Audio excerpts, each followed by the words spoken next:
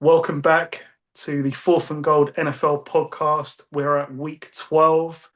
Let's get straight into it, Paul. Thursday night football. Quite an interesting game, I think. We've got Bills at the Texans. As always, I've got a Thursday night special. Pretty hard to find one for this game, so I'm going a little bit, say, different this week. I've got Nico Collins under 69 and a half receiving yards. I've got Josh Palmer under 29 and a half receiving yards. The risky one for me, James Cook under 97 and a half total scrimmage yards. And to cap it off, a Josh Allen anytime touchdown. You can get that at 12-1. Yeah, the Texans defense, by a lot of metrics, is the best in the NFL. And I see where you're going. I see your thinking, see the thought process with the unders. And Thursdays can be a bit stubby. So we're hoping for a stubby kind of a game. Exactly. So just to follow on from that, the game itself, to me, there's two key matchups here. Like I'm looking at the Bills' offense and I'm saying, who's going to win out there? Because this Texans defense, as I think we've both been saying, is legit. Like they are one of the best. You could make an argument that they are the best based on statistics. They've led in yards allowed and points allowed for many parts of the season. And when I watched them face off against my 49ers, we got totally shut down. So, as I was saying to my nephew earlier today, Superman is going to have to put his cape on again tonight. And I'm talking about Josh Allen because I don't see these outside receivers for the Bills winning against these corners. You know, your Josh Palmers. I know the guy Shavers had quite a big game on Sunday, but to me, we've kind of seen this before of the Bills. Like, yeah, anyone can kind of have a big game one week. Now we've got to see if he can follow it up against, legitimate corners in Lassiter and I forget your guy on the other side, Stingley. Stingley Jr. Yeah, with his outrageous interceptions and athleticism. Yeah, he's pro possibly the best. Well, with Satan being out, it's a conversation like them 1 and 2 in the NFL. Yeah. So then we're looking, inside. The thing with the Bills offense, and I've said it, for a while now, it's Josh Allen, it's James Cook, but I want to give a shout out to Joe Brady because it is Joe Brady as well with his kind of, I'd say, like outsmarting plays. Like it is part of the scheme. He will run like a double screen, fake one way, throw it to the other side. What I will say is he wants Josh Allen to throw it to the running backs. And we saw that in full effect last week. The Buccaneers, it felt like there was no adjustments. And I'll give Brady credit for one play in particular. It's the touchdown to Cook. Like normally you'd expect it to be a wheel route to the outside, and Cook ran across the line and almost ran like an opposite wheel route. And the Bucks were in complete trouble there. And Josh Allen said, "Thank you very much. Nice little touch pass." But I just don't think that this Texans defense is going to get fooled by trickeration. Like you're going to have to pull out all the stops for these wide receiver screens to work. Like it is going to me, I think it's going to require a Josh Allen magical night. And as great as last week was, there were some picks. There could have been more. And you will get punished against this defense more than the Buccaneers were able to last week. And I think it's too much. But then we look on the other side and there's no CJ Stroud. So it's Davis Mills again. And what's the Bills' weakness? They can't stop the run. Well, the Texans' run game, like it's obviously not elite, but it's also not great a lot of the time. So can they take advantage? That's the big question for me because if they can't get the run game going, then McDermott can work his magic against Davis Mills. So I really don't know which way to call this. I'm simply going to go off gut feel, and I'm going to take the Texans. As much as I love my man, Joshua Patrick Allen, I have to trust my gut and say the most elite unit on the field is this Texans defense. And I think they can shut down these Bills' weapons. So, on that basis, I'm taking the Texans. Okay, I'm a bit surprised knowing how much of a Josh Allen fanboy you are, but I'm going to be the fanboy this week. I'm going to go with Josh Allen and the Bills.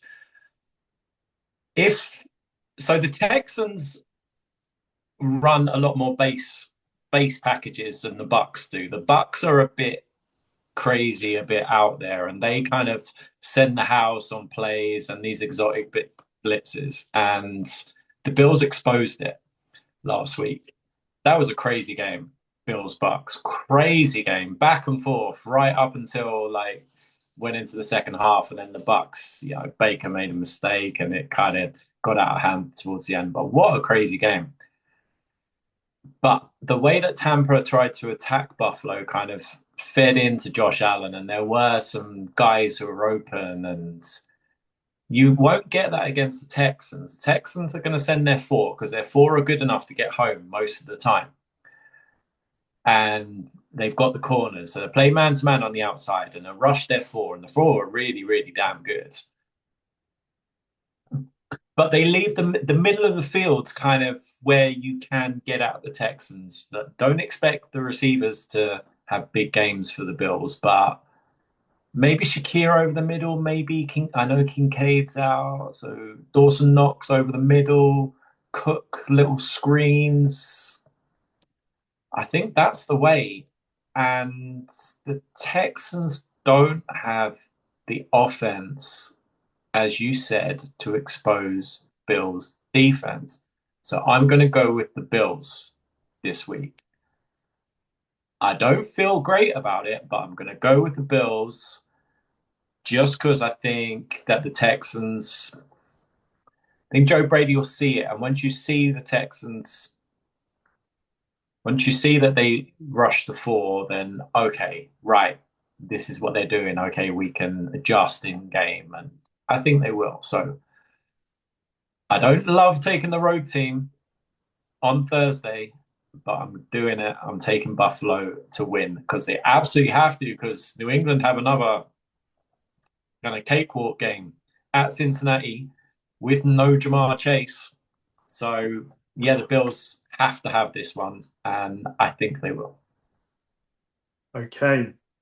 And it could be one of those where I'm sitting watching midway through the first quarter, watching Davis Mills, thinking, what was I thinking earlier? But we'll see. But We'll then see. is turning into a little bit of a clutch fourth quarter guy. Yeah.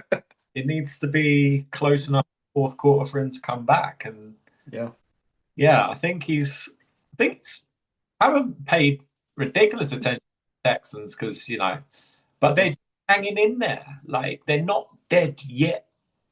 They're not dead just yet. They're very nearly dead, and this might be the end of it this week because the Colts are away, almost away and gone in the division, and the wild card. I mean, the wild card in the AFC is crazy. It's The crazy. wild card in the AFC is wide open for someone to just go on a run here and take it. It's not quite like the NFC. The NFC is there's a gap starting to appear in the middle class.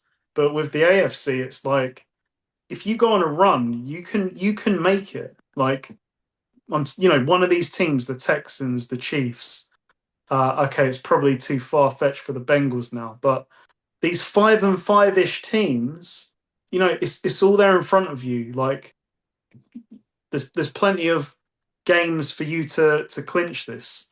Yep. So you got to start now. Yep. Yep. You do. Okay, so we move on to Sunday, and what a game this is, I think. This is like contender or pretender type of football. The Colts are going into Kansas City. Spread is 3.5 in favor of the Chiefs. Before I hand over to you, Paul, I just want to say, like, a few weeks ago when the Chiefs were winning, you called it. In fairness, you said it's not as easy as this. The Chiefs are they're gonna run into struggles. They're not just gonna waltz to the Super Bowl now. And you've been proven right with their struggles. Yeah, the Chiefs, they're 5-5. They've lost some games that, the Denver game, okay, fair enough. That's a tough game. Before the schedule, you're doing the win loss. Like, yeah, you could see them losing at Denver, but it's this point of the year, a week away from Thanksgiving. It's the losses that they've got on their record to the Chargers in week one and the Jaguars. I think it was week four or week five. They really, really are starting to hurt now because those are the teams that you're chasing to be a wild card. Mm. At the division now. You've already like you've got the Chargers upcoming, so you can level the record with them. You can split with the Chargers, but you don't play the Jaguars again. And but this is part of the NFL and their schedule. Like they're the Chiefs, they get punished for being the Chiefs, and they get a tough schedule. So this has suddenly turned into an absolute must win. Well, it is a must win. I mean, it's crazy. This is the first time that Mahomes has been 500 or worse, and he's 500 currently this late into an NFL season. And That's ridiculous standard.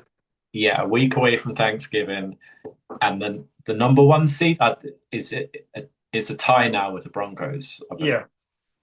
So the number one seed in the AFC is coming into your house, hoping to, you know, dethrone the champs. And you could almost put an end to it. Like I just said, the Jags and the Chargers hold the tiebreak over the Chiefs. And it is a dangerous matchup because it's Jonathan Taylor. And, in the Colts offense it's had some struggles recently against the kind of better teams in the AFC, but they're still a serious team. But the Chiefs are desperate. Like this is full on desperation mode. This is desperate, desperate times. But there are some concerns, They get the ball with 4 or 5 minutes left in a tied game at Denver. All the chips on the table and they don't win the game. How often if you go back through the last few years, did the Chiefs lose those kind of moments? And they lost that. And you've just got to say that, credit to the Broncos and to Bo Nix in particular, fourth quarter Bo, he just pulled it out again for a couple of really clutch throws in the fourth quarter. But the Chiefs do get everyone's best effort, especially at Denver. That's kind of Denver's Super Bowl. You guys have won the division how many years in a row? We've got to get past you to even be taken seriously. And credit to them, they pulled it out. Chiefs desperation, Colts. I still don't believe the full hype of the Colts schedule. Bit streaky. Jonathan Taylor having an MVP season. I'm going to say the Chiefs. They're full on desperate. I think they're gonna win this week. I wouldn't bet it -3.5. If it was 2.5, yeah, sure, sign me up. But 3.5 is a dangerous kind of number. But I'm just interested to see if the Chiefs can just stay alive. And it's crazy that I'm saying that. NFL Week 12, can the Chiefs stay alive by beating the Colts, who are the number one seed? Crazy to say those words. But yeah, the Chiefs win to stay alive. But can the Colts go in there and pull off a statement win? Because this would be, people like me and others who are not believing the Colts, this would be a wow moment. Like, wow, you went into Kansas and you ended everything for the Chiefs. Not mathematically, obviously, but like realistically, look, the Chiefs get beat this week by the Colts, and they are in a world of trouble. They would almost have to win out. They'd have to win out to be 11-6, and Yeah, you'd have to say they'd lose another one. So then what? They're 10-7, and the Jags have the tiebreak over them, and unless they beat the Chargers, then the Chargers have the tiebreak over them. So this is, when you lay it out like that, 5-5, you go to 5-6, you've got to be at least, you'd say 11-6 to be probably to be a wild card in the AFC. maybe 10-7, but that is the absolute flaw in the AFC. But they've got to be 11-6 because of their tiebreak. Could be, yep. Yeah, so this is must win. And the Chiefs have lost every one score game this year, which is crazy when they were, 11-0, 12-0 last year. On one score wins. Yeah. Yeah, I say the Chiefs win to extend their season for another week. Very interesting. I mean, I said it last week about the Chiefs. Like they are becoming so predictable with a run game that doesn't scare people. No. This is exactly what Buffalo looked like before James Cook, and Josh Allen couldn't get anything going because it's just like we know you can't run the ball, and we know your passing concepts. So can the Colts go into Kansas City and deliver a haymaker? Because it really would be, like you said, leave very little margin for error. But when I look at the Colts' wins, there's a trend, and it simply is if Jonathan Taylor goes off, they win. If Jonathan Taylor is held under 100, they lose. So it's clear what the game plan is for the Chiefs. You've got to limit Jonathan Taylor, because if you limit Jonathan Taylor, that's when you can expose Daniel Jones. And, it's going to be tough because they had trouble with James Cook earlier in the year. And you saw with Josh Allen how many wide open throws he had. If it's like that, Daniel Jones is going to be fine because he's not going to miss wide open guys. The problem's going to come if that run game gets shut down a bit. I'm not saying that Jonathan Taylor's going to get shut down, but just limited a bit. And suddenly Daniel Jones is having to make questionable throws. That's when you can get him. I agree. I mean, we are going to reach the point, though, if the Chiefs keep losing, that we can't keep saying, it's the Chiefs, they're desperate, they have to win this one. But I feel like this week is one of those weeks. They really will be up for it. They are desperate to go 6-5. That will put them in better position. It's just a case of knocking off those wins. And the Colts defense, it's serviceable. It's not elite. So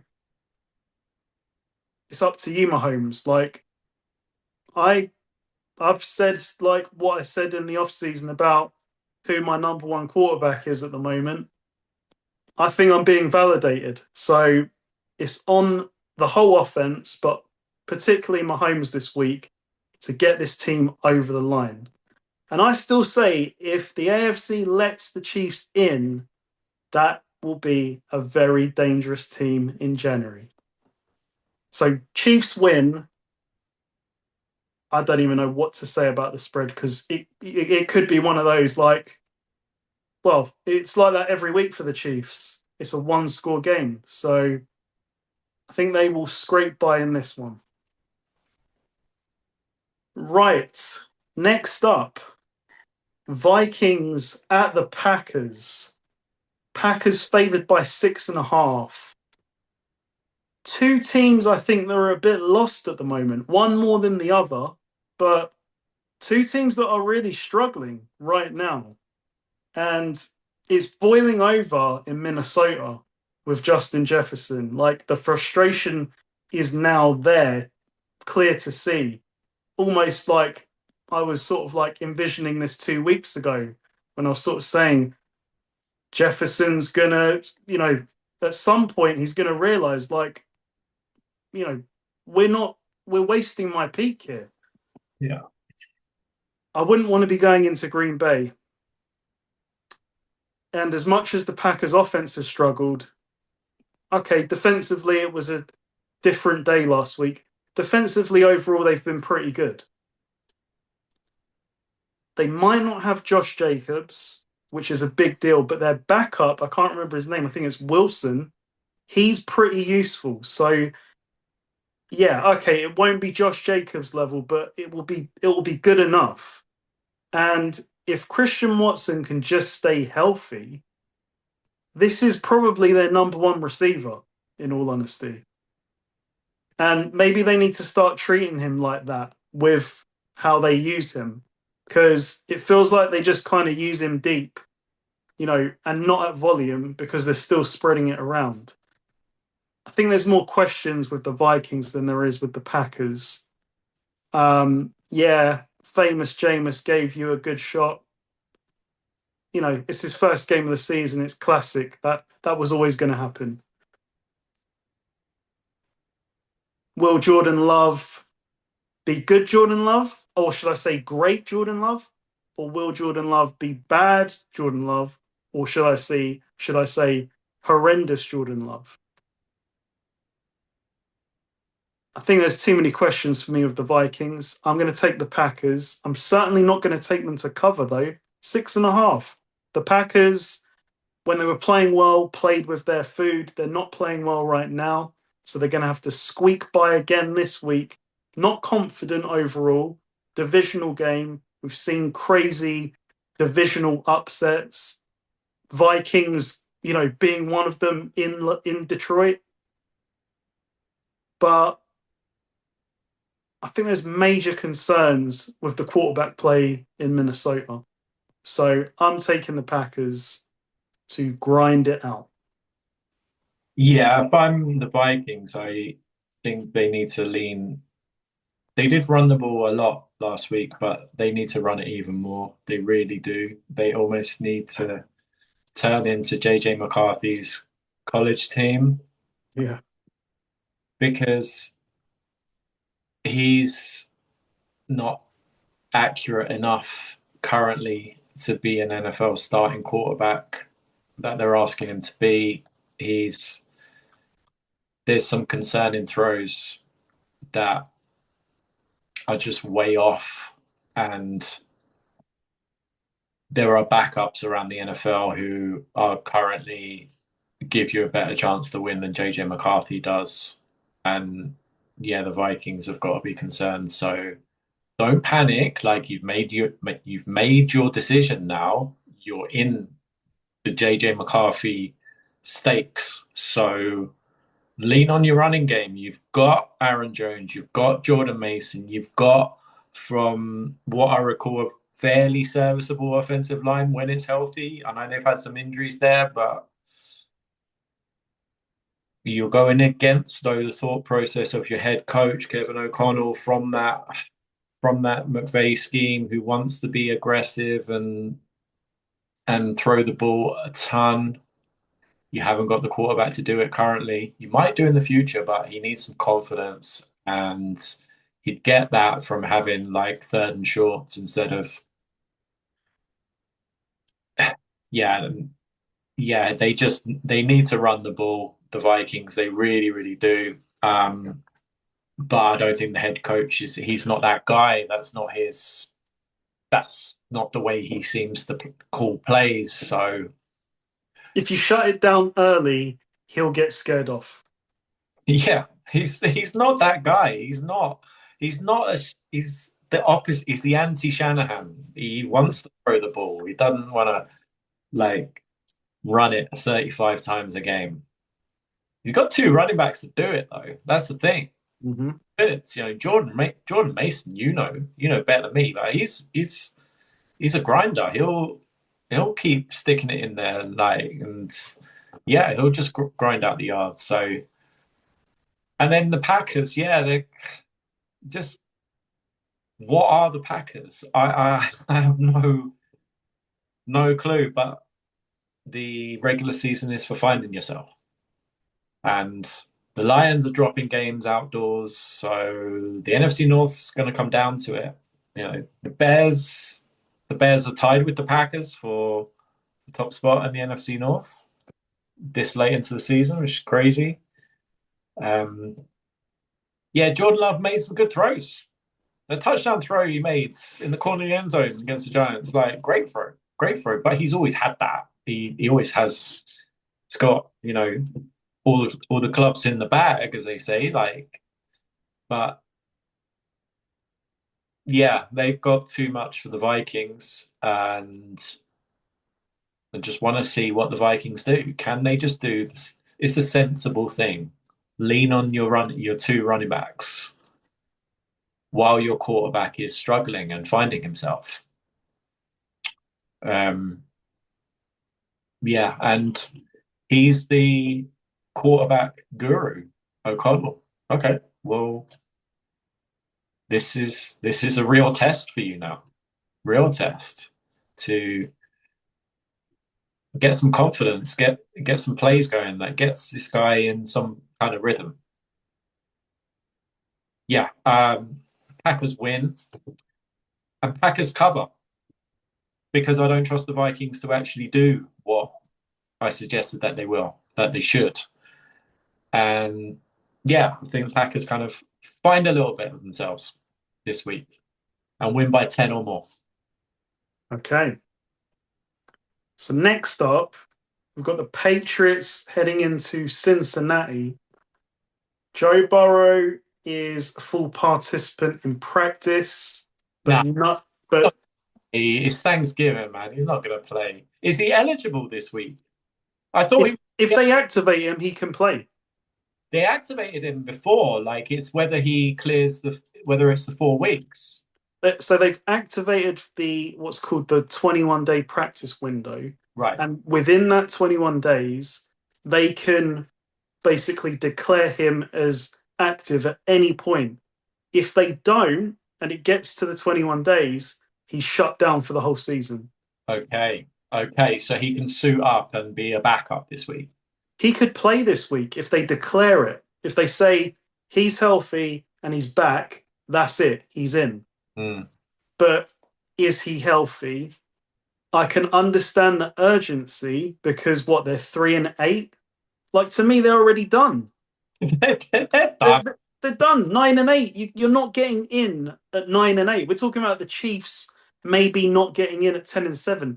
You're done at 9-8. Like there's no point in bringing him back. There's realistically, back periods, as the Americans would say. Like sit him for the year. Like just get this. They don't do this, but get a better draft pick. You're done. You got no Jamar Chase this week, so even let's say Burrow plays this week. What does it change? You haven't got Jamar. Okay, you got T. Higgins. It doesn't change your defense. Your defense is still your defense. It's not good. What did I say to you when you told me that Burrow's been activated off IR? Well, Thanksgiving. No, you told me that Burrow's been activated, and my response was maybe a little bit of like I'm jabbing at the Bengals as a Steelers fan, but I just said, okay, is he going to play safety? Yeah. What are you doing? Like you still got the Bengals defense. Yeah. So what are we doing? What are we doing? So with or without him, you're playing New England, who I'll give them credit. Like this is becoming a difficult team to play. And yeah, their record is maybe inflated a bit by some easy schedule wins, but they've also had some big wins as well. So I like what I see from New England. I especially like the way that Drake May throws the ball Yeah. because he has great touch, great feel for ranges. It's not just one. You get these quarterbacks that just have one club in the bag. No, like he's got layers to his throws. And okay, that Travion Henderson did not go off in yardage. I mean, he got 3 touchdowns on Thursday night against the Jets. That's the Jets, but this is the Bengals. This is a worse defense, I say. So yeah, okay. One of the Joes at quarterback without Jamar will probably be able to be somewhat productive, maybe. Or if it's a really great day, they may be able to keep up with the Patriots for a little while. But I just don't see it with this Bengals defense. The Patriots are going to score at will, whether it's Travion Henderson gashing them or Drake May just basically dotting them up. So the spread is 6.5. Yeah, the Patriots are on the road. Doesn't matter to me. Patriots win, Patriots cover, and yeah, I think it's going to be another Drake May kind of day. Yeah, they're almost two opposites in a way. Like the Patriots are well coached and the Bengals are not. The Patriots play don't make fundamental mistakes and the Bengals do. The Patriots can open field tackle, the Bengals cannot, or don't on a regular basis. The Patriots just don't shoot themselves in the foot like consistently, like the Bengals. I mean, the Bengals were in a game last week with the Steelers, Chips are on the table. Road division rival. Aaron Rodgers gets hurt. The game's close. Steelers offense is kind of struggling against the Bengals. And Mason Rudolph comes in. To be fair, he does play well, but the Bengals turn the ball over twice for Steelers touchdowns, and they lose another game. And then at the end of it, I'm watching it, and the Steelers' offense is struggling. I'm texting you in game like this offense is. I do not like this offense at all. Like, what is this? What are these play calls? Like, Arthur Smith, stop calling toss plays on first down where the running back's already 5 yards behind the line of scrimmage. But and then you look up at the end of the game, and the Steelers have scored 34 points. It really unraveled in the fourth quarter. Where did that come from? And then you go back through the Bengals, and it was, the Bears put up 47. The Jets put up 39 on this team. Bengals defense. God bless the Bengals defense for struggling offenses. And yeah, Drake May, like, yeah, I haven't been all over New England games, but I watched the Jets game and I'm messaging you like, right, my takeaway is just the throws from Drake May. Just, yeah, I know he's got a fastball, but like the touch throws, the timing throws that he was in, the short intermediate out route, every single kind of throw you could imagine he was making in that game. And how calm he was in the pocket. Like it's not perfect. He can feel pressure. And yeah, he was not panicking in the pocket. He was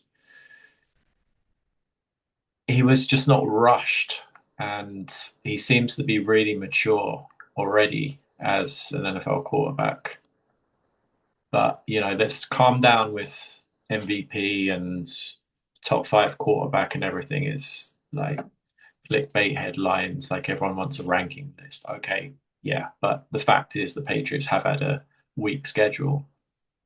Um, and we won't learn much against the Bengals defense because, like I said, the Bengals defense is just a gift to every single offense that they play, and they'll continue to give this week. So yeah, I agree. Patriots win, Patriots cover, and if you're the Bengals, just Joe Burrows has had a setback on his way back, but can they do that? Can a good franchise would probably do that, but I think Joe Burrow's got a lot of power within this team, and he'll force his way back. There's not a strong enough kind of management structure to tell him, instruct him, no, you're done for this season. Like, we are done, so therefore you are done. Mm.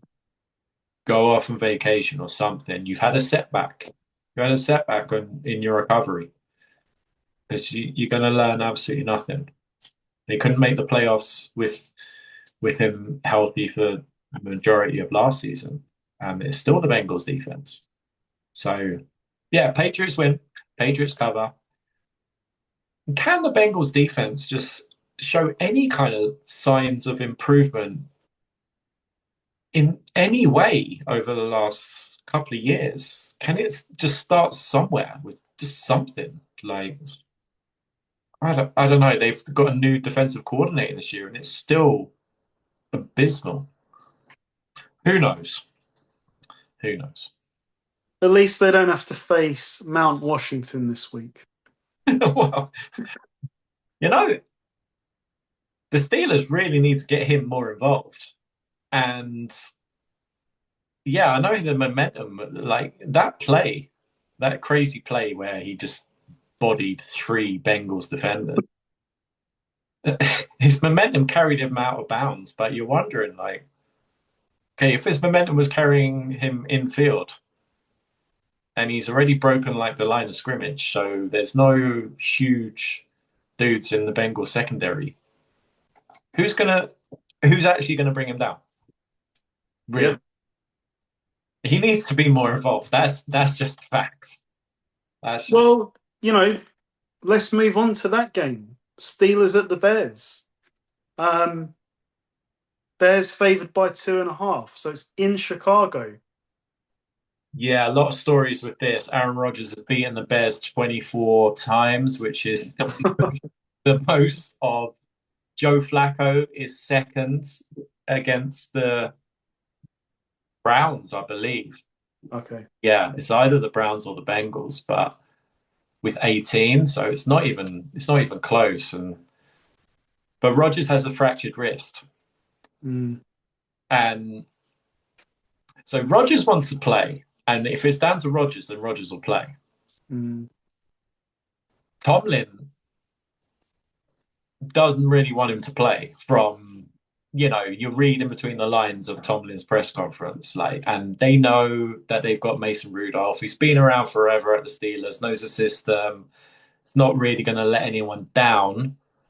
He's not going to set the world alight with this play, but he's not going to lose you the game. And Rodgers was playing kind of hurt last week, and the offense has struggled. So yeah, it's interesting. Rodgers doesn't run the Steelers like he ran the Jets. So I think they'll probably start Rodgers, and then if he's impaired at all, then they'll go to Mason Rudolph. Because this is non-throwing hand. Yeah, but he's got He's still got he's got to take the snap. Mm. He's got to hand the ball off. So it's this left wrist, but it's still very impactful. yeah, he's hand the ball off to the backs with his right-handed on every play. Mm. Impacts the running game on every play, every. So it is huge, and obviously defensive line, like the pass rushers, they're fully aware of that, and he's 41 years of age. But forget about the Rodgers, because I don't think it's that. It's crazy to say. I mean, it's absolutely crazy that I'm saying this, but it's not that dramatic a swing between Aaron Rodgers at 41 and Mason Rudolph. It's Not not. in this offense, no. No. So this Steelers games are fairly, they're crazy, but they're fairly straightforward in that if the defense turns the ball over, then this team win. And if they do not, then this team lose. Mm. Fairly straightforward, the Steelers games. And the Bears games lately seem to be fairly straightforward, that the Bears will win it late if they're in contention. And the Bears running game is really, really good lately. Ben Johnson, you know, that crazy salary that he was offered looks worth every dollar at the moment. So, yeah, this is a tough one to call but they're not turning the ball over, the Bears. And for that reason, I'm going to say that they continue that, or they limit the turnovers at least. And if the Steelers don't get turnovers, then they lose football games. And I think they'll lose this one. But yeah, I just think that I'm impressed with the Bears. They're winning these games late, and they're winning the close games that they used to lose. And Caleb Williams is not making mistakes, and he doesn't get hurt, and he doesn't throw picks, and doesn't throw picks against the Steelers. That's a problem for the Steelers. They don't turn the ball over. Therefore, I think the Steelers haven't got the offense to win a game like this with no, because you need short fields for the Steelers offense to be, or the Bengals defense. You need either short fields or you need to play the Bengals defense. And that's my thought process with this game. I trust the Bears to not turn the ball over. Therefore, I don't think the Steelers offense can do enough to win this game. So Bears win. Mm. Yeah, I'm concerned with the Steelers offense because, as you said, struggling to score against the Bengals. I mean, I know it's a divisional, so it is different in that regard, but this Bengals defense sucks. So for them not to be able to attack, and it could partially be Rodgers as well, because Rodgers doesn't like to throw unfavorable odds type of throws. But you've got a very favorable jump ball receiver, and that's what he's good at. Let's face it. You're not going to use DK Metcalf on 17 different routes the way that New England are going to use Diggs. Like it's this guy goes downfield and makes big plays. Or you get the ball in his hands in yards after catch. Mm-hmm. The Bears' defense isn't much better than the Bengals, in all honesty. It's better. Every defense. I mean, it's better, but it's not like dramatically better. But to me, it doesn't matter because I think the Steelers' offense has taken a tumble, like from where they have been, and there's more to it than just having a legit number 2 receiver now, in my opinion. At first, I sort of thought, well, if they just had that number 2, it would look a lot better than this. I don't know. I think there's more to it than that, like fundamentally with Arthur Smith now. Yeah. And maybe the fact that it's the 41-year-old quarterback. But he's shown that he can make big throws. So I think it's schematical. And and the fact that there isn't a second legit receiver that, we're banging on the door, go and get that man. And the Bears offense is strange. Like they can move the ball, but they're just not capitalizing in terms of points, I think. Good drives come to an end, like they come to a halt, and you're like, oh, like you were rolling and then you suddenly won. And you know, they have become so clutch to the point where you thought the Vikings had won the game last week, or at least you're saying, "Oh wow, Caleb's going to have to drive down again and get them into field goal range." And of course, they get a kick return that puts them basically into field goal range. I'm just laughing, thinking, well, the Bears just fortunes. I'm not saying it's luck, but fortunes have totally changed this year compared to last year. And you saw Caleb's reaction at the end, like he was pissed, like he knew, like we basically fucked that game. We were in control, and then we were about to lose it. Mm. So I think he understands that they need to be better, and I think that's a good reaction. But I'm just going to say it again, like I just cannot understand the will to hate on him. Like I'm not going to call them out, but I've heard the most ridiculous comparisons, you know, for Caleb this week, and I just have to switch social media off because I'm thinking this is ludicrous. We're in year 2 with this guy, and he's in year 1 with Ben Johnson, who's in year 1 as a head coach. I think they've done pretty well. They're joint top of their division when they haven't hit their heights yet. They are ahead of schedule. Yeah. Way ahead. And yeah, honestly, I'll tell you after, like some of the comparisons I've heard this week for Caleb Williams. They're just downright ridiculous. Well, he's his number 1 overall pick. Yeah. So yeah. he is but relax, Bears, because Steelers this week. Okay, we give you a great chance to win. Then you go at Philadelphia, at Green Bay. So we're really going to find out about the Bears in the next couple of weeks after this one. Yeah, you get the Browns, but you've got the Packers twice. Mm. And then you get the 49ers. So Have they still got to play the Lions again?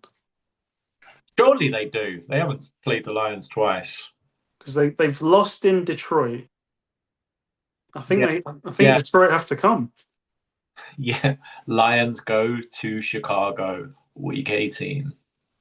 Jared Goff outdoors week 18. I tell you what, you've got the Packers, the Bears, the Lions all in contention, but they've got to play each other so many times. Yeah. They could all hurt each other. Yeah. Or one team in particular could get heavily, taken out of it, basically. So some really good games to come. But yeah, I'm going to roll with the Bears. Like, this is classic. We've both picked the Bears, so the Steelers will go and do like that Steelers hoodoo kind of win now. But yeah, I can't just sprinkle the Steelers dust on every game. I'm taking the Bears, and it will be close, and it probably will require Caleb to dig them out, which he has done a lot this year because it hasn't been pretty, but he's been digging them out. So I'm going to give him credit for that. Bears win. Bears just about cover. Yeah, the spread's what? 2.5. 2.5. Yeah. Yeah. Yeah, I mean, Vegas haven't watched the Steelers offense. I don't. Okay, so from one NFC North team to another, the Giants are going into Detroit. Now, I was a little bit disappointed with the Lions on Monday night. Huge.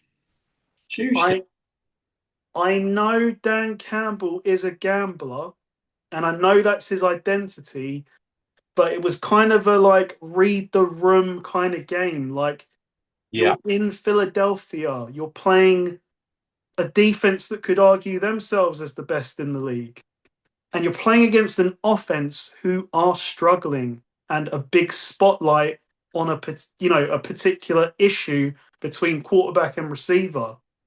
You don't need to do a fake punt on your own 40 and just give 3 points away. Mm. They gave away too many free points.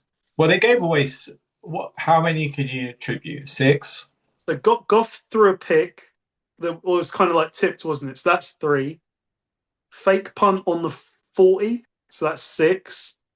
And I think there was one other fourth down they went for at midfield and they didn't get it. So I'd say probably nine of what?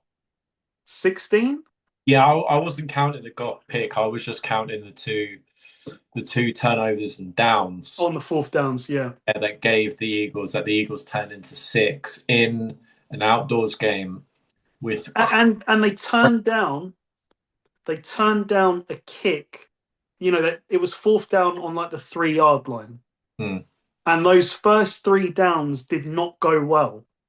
And they're down. I get it, they're down 7. But to me, read the room of the game.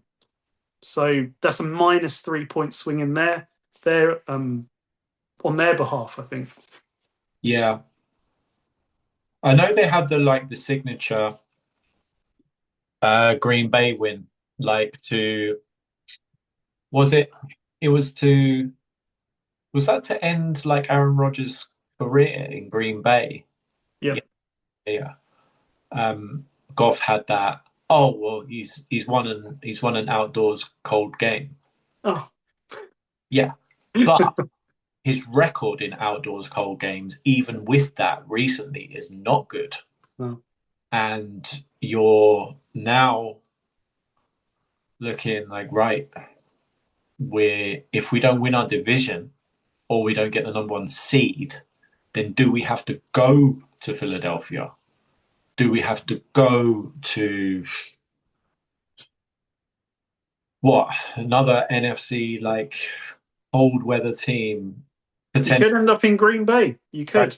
Yeah. Or Chicago. Yeah. LA wouldn't be a problem with the weather. But it's a real thing. It is a real thing. And it's not about the guy being soft, or it's not No. about, it's a real thing. Like you are we're all creatures. We are all like a reflection of our environment. Like he grew up in California. That just a fact. And So help him out. Don't make him go for 6 fourth downs. yeah, it's true. It's true. His coach needs to be fully aware of that. Like cold weather games, you need a different kind of quarterback, don't you? Or a different game plan. We can kick a field goal from the 2 yard line because it's windy. So, that's close enough. Hmm. I'm not saying like we're at the 30 and we kick it then, but I'm just saying we're at the 2 yard line on fourth down. Just take the points. But you know what happens this week though? Detroit off a loss at home. Oh boy. Oh Yeah, boy. Detroit off a loss. And it's only going to be if it's good Jameis this week that I think this is close. And Yeah. he's going to have to be really good Jameis to keep this close. I'm looking at the over in this game, like 50 points. I think this could be a crazy game. Giants defense sucks. Giants, Giants can't stop the run. And now they're going up against these two. And Gibbs, you're not going to see anyone make plays like Gibbs made against the Eagles. He had 2 massive plays where he's juking and jumping out, fooling these Eagles defenders. You're not going to see another player do that this season. yeah, Gibbs is crazy talented. Yeah, I think Detroit absolutely kicked the crap out of the Giants this week. I hope that Jameis, just as a neutral, just as a fan, I hope that it's good Jameis this week because I think it would be a crazy entertaining game if it was. Yeah, I just think it's going to be a fun game. I think it's going to be a really, really fun game because Jameis is going to keep coming. Yeah. And the Giants, yeah, they're not going back to Russell Wilson, so they're going to stick Jameis out there, even if he's thrown 3 picks. He's still gonna, they'll still keep him out there because Russell Wilson is not coming from behind. Multiple. How long is Jackson Dart out for? I don't know. I don't think it's good though, is it? Hmm. Dart injury. I thought he was.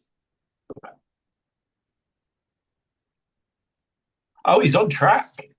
It's a concussion, so he's been limited to yesterday and today.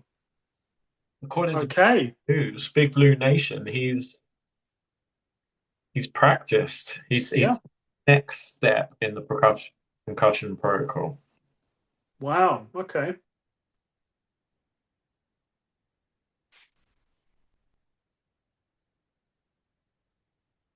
He's available potentially if he makes it through these next assessments, But how much difference does it make? Because the Lions defense played pretty well again. Okay, I know the Eagles are struggling, yeah. but you still got to stop them. You know, that's still a difficult task.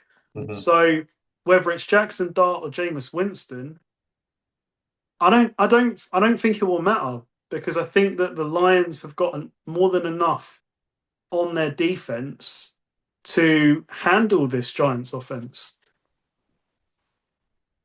Yeah, I think the Lions are going to score 40 plus. I mean, this is a team that scored 50 earlier in the season. I think they're going to score 40 or more. The over-under is only 50. Yep, get right game. It's the Lions get right game. Yeah.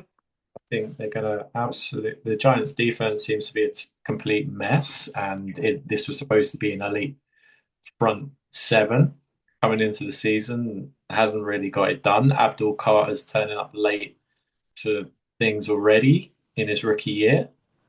He fell asleep at the training facility and missed the walkthrough. Yeah, he turned up. Didn't he turn up as a rookie and asked for Lawrence Taylor's number? And He was did. yeah, and was Yeah. denied that request. This request. Earn it, earn it.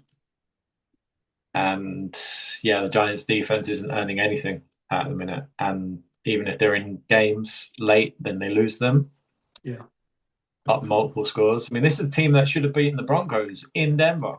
Like they were up big late with those crazy, like you see the win chance, win likelihood, and the Giants were like mid 90s% to win the game late, and but they lost it, and they've lost a few of those. Uh, yeah, the Lions are gonna have fun this week, I think. Lions win, Lions cover. Let's move on. We probably don't have a lot to say about this one either. Jets at the Ravens. Um, Tyrod Taylor, Tyrod Taylor. Wow, so Fields has been benched. yeah, Uh, they lost by 14 against the Patriots. That could have been. It could have looked better if the Titan didn't drop it on fourth down. Maybe they lose by 7, but they were never really in that game, honestly.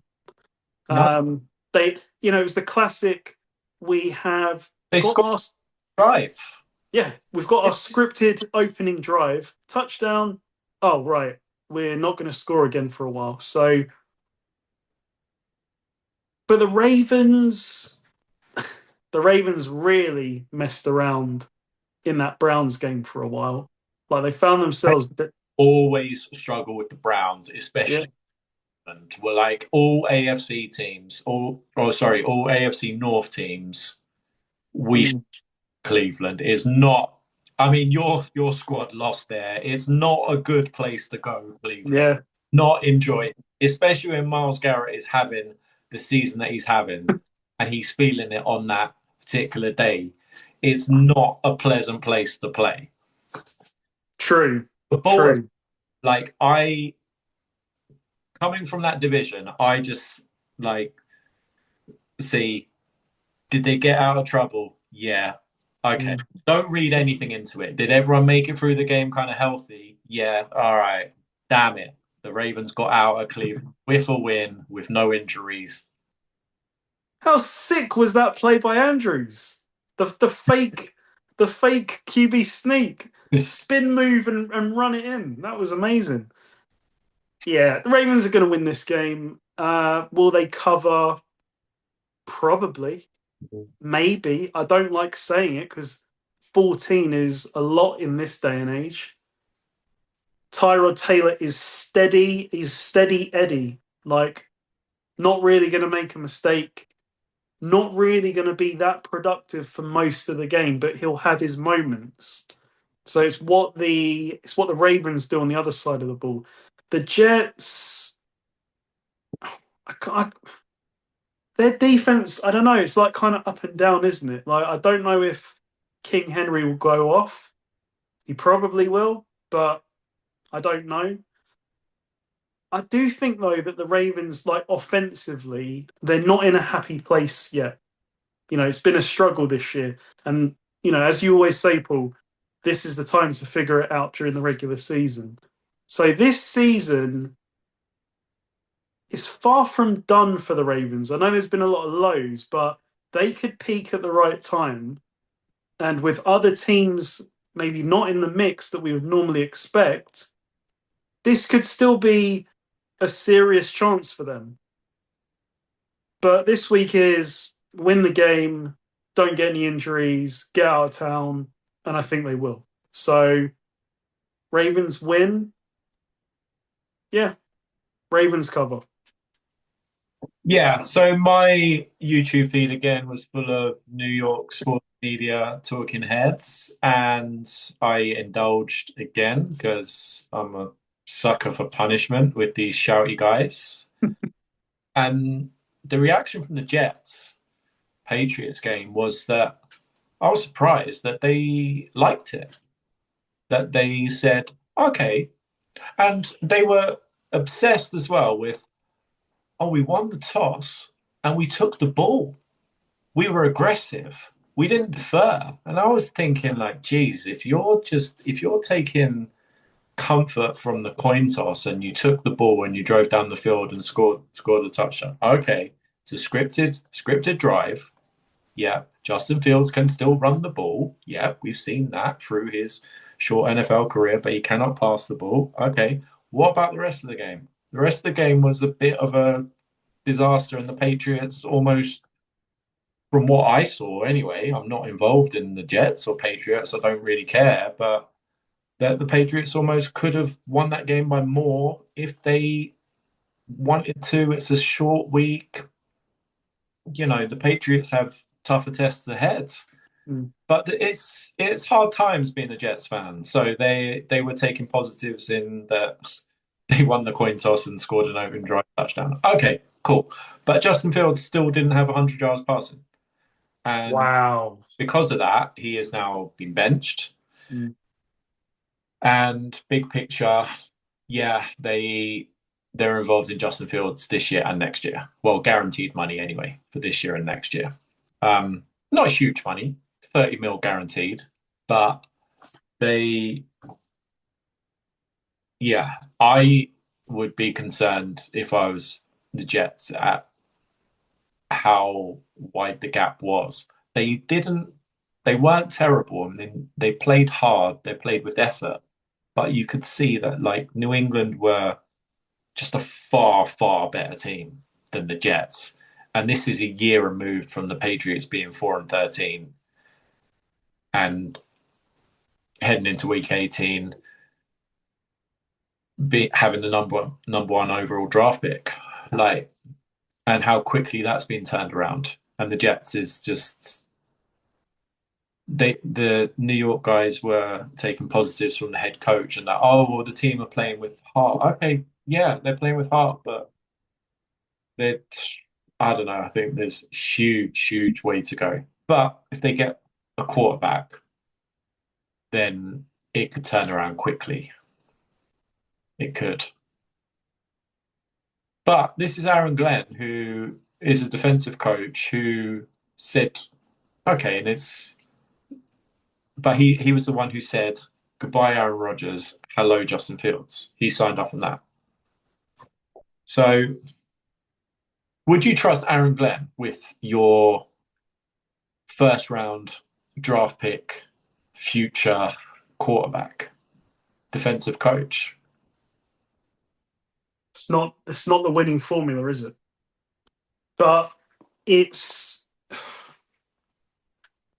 is who is Aaron Glenn gonna hire as his offensive coordinator? Because I don't know. I think he brought a guy from Detroit with him.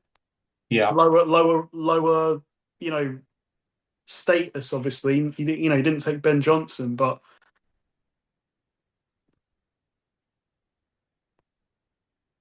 uh, yeah, I don't know. I find it. Thought about the Jets is okay. Did you make? And it's not Aaron Glenn's fault. He's just turned up, but you got a defensive head coach, and the problem. Well, there's many, but the glaring problem is quarterback play. So Mm, it doesn't really work with a defensive coach and a first round quarterback. It just doesn't work. Just look around the league. Doesn't, that's not really the way it goes. And if you do get a great offensive coordinator, then he's going to get, kind of Ben Johnson style. He'll just get taken by some mhm, the head coach. You get an offensive head coach and the he helps to choose the quarterback that you're going to base this around. Because yeah, you can play with heart and you can win the coin toss and you can have an opening drive touchdown. But come on, let's think 5 years ahead instead of like, oh, okay, well we didn't get. Yeah, the Jets guys on the radio were like taking small little pieces of comfort out of we didn't get absolutely crushed by the Patriots. Yeah, but me watching objectively, there was a huge like difference in class between those, mm. and yeah, there will be a huge difference in class again this week with with the Ravens. But the Ravens aren't there yet, and so I can't take the Ravens to cover. But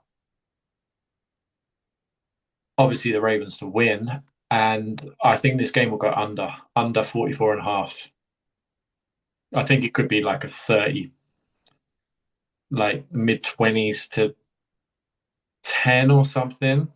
That kind of a game. I think it could be kind of Mm. low scoring game that the Ravens just kind of cruise through. It's a huge opportunity this week for the Ravens because Yeah. you get the Jets on Sunday and Yeah. then you get the Bengals on Thursday. Yeah. These are two games that, you know, you should just take care of, and you're putting real pressure on the Steelers then. Yeah. First place in the AFC North by next week. Possibly. Well, Possibly. Sunday. I don't know how the tie breaks work, but we haven't played each other yet.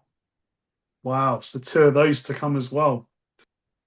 December's going to be interesting. Next up, Seahawks at the Titans. Spread is another crazy spread of 13 and a half. I don't want to be too critical of Sam Darnold because I think he's done really well. But these big spotlight games, I think he's not ready for yet. And that's okay. You know, kind of going on what you've said in this kind of TikTok world we're in. You know, he didn't win in Minnesota, and he didn't win against the Rams last week. He's not built for it. Yeah, he's not ready yet, and it's going to take time. And if you offered this to the Seahawks this season so far, you told the story of the season, they'd love this season. They'd absolutely love it. So it tells you how well they've done, to be, very disappointed with that game against the Rams where they could have won it at the end. Yeah, they They still could have won it. That's the crazy thing. they kicked the game with 4 picks. Yeah. So I think there's a lot of positives to take from that. It'd be different if it was like Sam Darnold threw 4 picks and we lost by 30 and, you know, we can't do that. The fact that he threw the picks and they had the ball last basically to try and win the game. And did they miss a kick? Missed a kick? Quite like by quite a distance. It wasn't an easy kick. But the fact they got that close with that many mistakes tells you, okay, like we're on the right track. Yeah. But it's a real thing. Like Darnold has struggled in these big games so far. He's not played in that many of them because for most of his career, he played for teams that sucked. Well, he So struggled against the Rams like twice now. yeah, and he struggled against the Lions in the game before that last year. So we're talking three, you know, spotlight games, big games with a lot on the line, and he's come up small. Fine. They're not going to come up small this week against the Titans. Like, I don't have much more to say about the Titans this year. They got rid of their coach. They got rid of some weapons. This is not the place that Cam Ward needs to develop right now. No. They just need to get to the end of the season with Cam Ward healthy and continue to take these beatings. And this week, I think it is going to be a beating. This could be another Seattle Seahawks score 30 points in the first half game. They've had like 5 of them. This game will be over by halftime. Seattle win, Seattle cover, and we move on to bigger games for Seattle. Yeah. My takeaway from the Rams game was, wow, they had a kick to win the game. Like, and the Rams didn't really make all that many mistakes to help the Seahawks. The Seahawks like did that on their own, and yeah, they weren't all Darnold's fault as well. So There's a couple where you're like, okay, he would like that one back, but yeah, yeah, the Seahawks teams that they're really good. They're young, and I still love their defense. And yeah, they kept the game close against the Rams. And the Rams, they've got one of the best, not probably personnel wise, but they've got one of the best defenses in the NFL and one of the best offenses in the NFL if you look at stats. So keeping it close against the Rams with 4 turnovers on the road is a real thing. And, credit to the Seahawks for that. Like, yeah, these two teams, they could meet down the road. And hopefully that doesn't turn into a thing for Darnold that, he's lost to the Rams now 3 times in a row. Like, damn, who's the defensive coordinator? Or what's he doing to him? He's getting in his head and all of that. we do have the return game. Yeah, so and they could play each other twice more. They could meet in the NFC playoffs. So yeah, but I want to say something about the Titans, not just Seahawks. Titans, it's Cam Ward, and can he just make it through this year, just kind of without any mental scarring, and hopefully get some help for next year. So I think I think they're not tanking. I just don't think they're very good. Yeah. Just the roster all around is just not very good. They've got a really, really bad offensive line, and so running the ball's hard. Protecting Cam Ward is hard. Calvin Ridley's your number 1 receiver. Okay, that tells you everything. Like, you're struggling. And he's out. Right, so out for the season. And they released Lockett, so yeah, Lockett was slowed down a great deal anyway. Like, yeah, they're struggling. They're really, really struggling, the Titans. So I think even if the Seahawks were operating at 70%, I don't think this game would be close. So it's still a lot. 13 points on the road, West Coast team. It's crazy. I have been swayed by Seattle with what I've seen from them. I've watched them a lot this year, and I could just see it being, I mean, we've seen it so many times already. Like, how have they scored 30 and we're in the second quarter? Yeah. Yeah, don't they just seem to play fast? When I watch the Seattle, I'm like, wow, they're almost playing at a different speed to the other team. Like, their pass rush as well. Like, they're just they're just really, really good, the Seahawks. So way too much for the Titans. It's only if the Seahawks overlook the Titans, and I don't think they will. Defensive coach, Like, really got this team very well organized. Some, yeah, the future for Seattle if is really, really bright. Really, really bright if Darnold just holds it together. Young running back, good offensive line, good guys in defense. Yeah, Seattle have drafted really well in the last couple of years, and they seem to have nailed the head coach selection as well. So if Sam Darnold can just be a top 10-ish kind of quarterback, then Seattle are going to be, sorry, man, they're going to be a problem in your division for a long time. Yep, I can see Just it. because the age of these guys. And we haven't even mentioned Jackson Smith and Jigby yet. Yeah, it's that one-handed catch down the Yeah. side. This kid is really, really good. Really, really good. Seattle win, Seattle cover, and yeah, prayers for Cam Ward. So we move on to the late window. Um, Browns at the Raiders. The Raiders are favored by 3.5. Shador Sanders is starting, it seems, because Dylan Gabriel is still out with concussion. Mm-hmm. This game's a mess, really. So, Two teams, they're done for the year. Let's face it. You said last week that Geno Smith had to have a good game against the Cowboys defense. That didn't happen. So that tells you everything you need to know. Chip Kelly apparently is the highest paid coordinator in the NFL. And it puzzled us at the start of the year. Pete Carroll, head coach, okay. And he's hired Chip Kelly as the offensive coordinator. It's not worked out. There's not a lot of talent there. and man, I've known him for a long time. Yeah, and I'm gonna make sure I'm gonna speak to my owner who doesn't know what he's doing and make sure that my friend gets very well compensated. Ridiculous. But what I will say is, watching that game on Monday night, the Raiders' offensive line could not protect Oh, Geno and could not block for Ashton Jenney. Jenney's just getting hit. Like he's getting the ball and then he's half a second later hit. Like there's no room for him to run. So that's where you need your offensive coordinator to say, okay, we can't run it up the middle.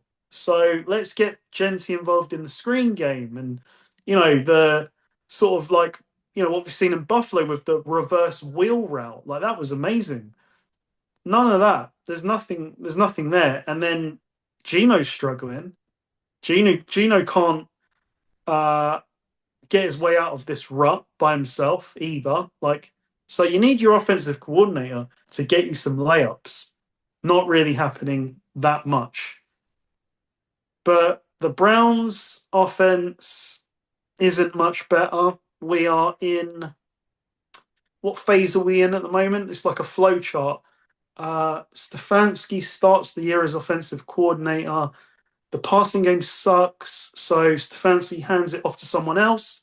Oh, and it still sucks. So yeah, that's where we're at right now. Let's see what Shador does this week.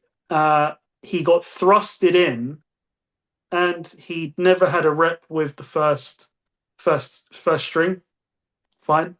yeah, Don't know. You just don't know what to expect from the game. So I look at this game and I say, and I've said this before with the Browns, they really screwed me in New York. But I'm going to say it again. Their defense is elite. It's the best unit on the field. I don't trust the other three. So I'm simply going to ride with the Browns defense. And can they run the ball on the Raiders? I hope so, because that's the key to the game. Quinshon Judkins run game. Miles Garrett goes off on Geno. Pressure burst pipes, Geno turnovers. Got no confidence in the Raiders to pick them, so I'm picking the Browns. So they cover. It won't be a best bet, though, like last time. Browns plus 3.5. It will not be a best bet, but Browns win. Yeah, the Raiders. I really don't know where to begin with the Raiders. Like their defense is abysmal. Take out Max Crosby and like they have nothing really, nothing to even be optimistic about for the future except for Max Crosby. And yeah, Geno Smith is leading the league in picks, and but the Raiders to me, I mean that Genty play where he got tackled for a safety, like the offensive line is just ruining everything for the Mm.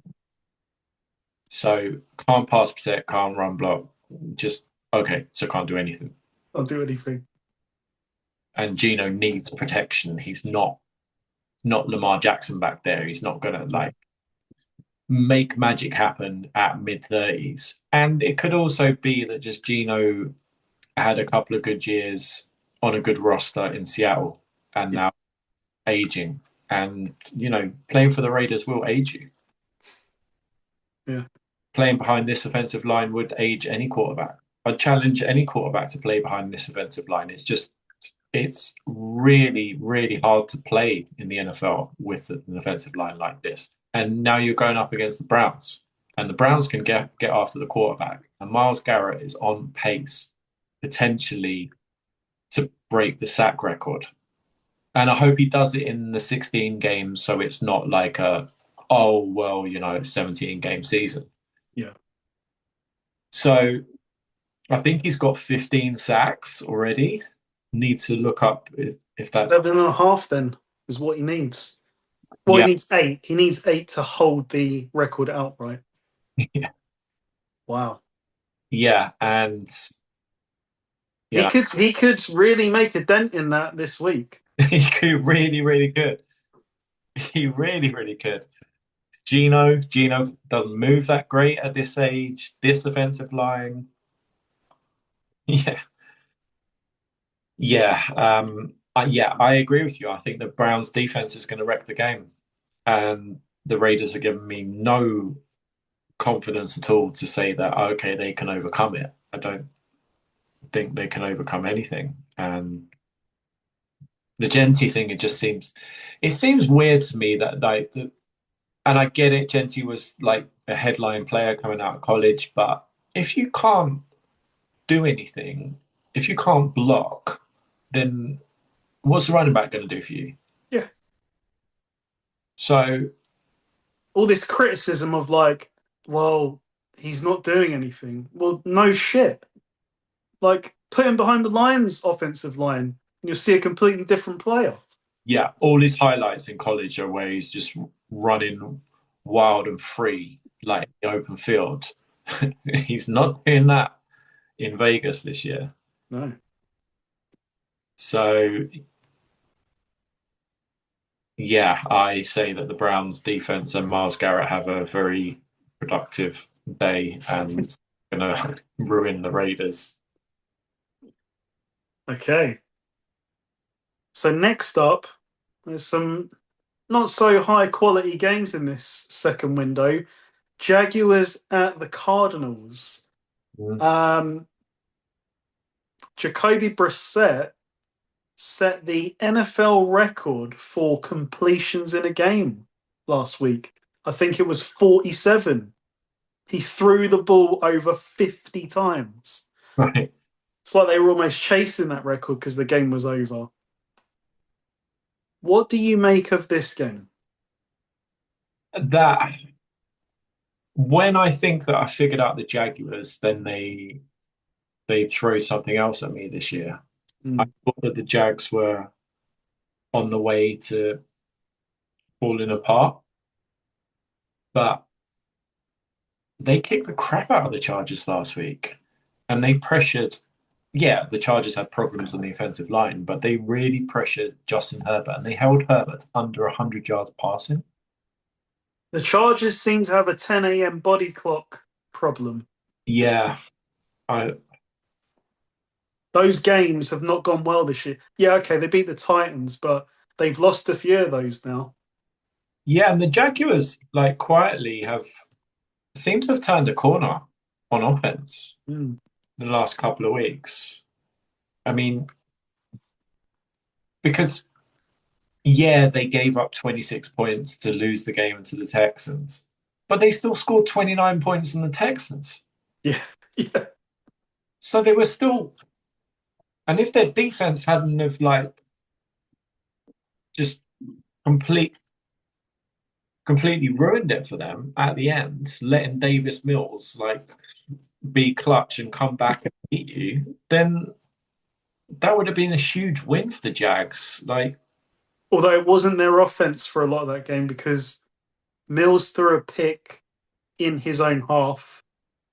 Parker Washington return touchdown and another return that put them in the red zone. So yeah, when those dried up, the offense dried up. But still, I mean, it all counts. They put up 29 on yeah, that team. you need help against the Texans. You Yeah. do. And the Cardinals are getting so the Cardinals lately, like that crazy game against the Seahawks, 44 points. Seahawks scored and it was what, 35-0 in the second quarter. And your 49ers put up 40. So the Cardinals have let have conceded 40 points in back-to-back weeks. And the Jaguars offense is kind of getting things together. I think the Jags, but this game to me is just that okay, Kyler Murray's not the answer. Okay, but Jacoby Brissett is not the answer either. It's not just because we don't like Kyler Murray doesn't suddenly mean that Jacoby Brissett is the answer. No, no, neither are the answer. And the Cardinals, earlier in the year, they were losing close games, but okay, they're in close games. Now they're getting stomped. And I think they'll get stomped again this week. I'm surprised that the Jags are only favored by 3. I think it's disrespectful a little bit just because it's the Jags. But I don't think they've been watching the Cardinals games lately. Is it just a token of because it's the Cardinals, it needs to be a close spread Mm. because they're always in close games? Well, the last 2 weeks they haven't been in close games. I mean, we really had our way with them on offense. Yeah, yeah, it's yeah. I was cautious about Purdy coming back, but it turns out it was a great game for Purdy to come back and Yeah. get it's going. So yeah, and the Jags, yeah, you quietly look and okay, the Jags have got a few wins and they've beaten the Chiefs and they're in the hunt for a wild card. So they have to win this one.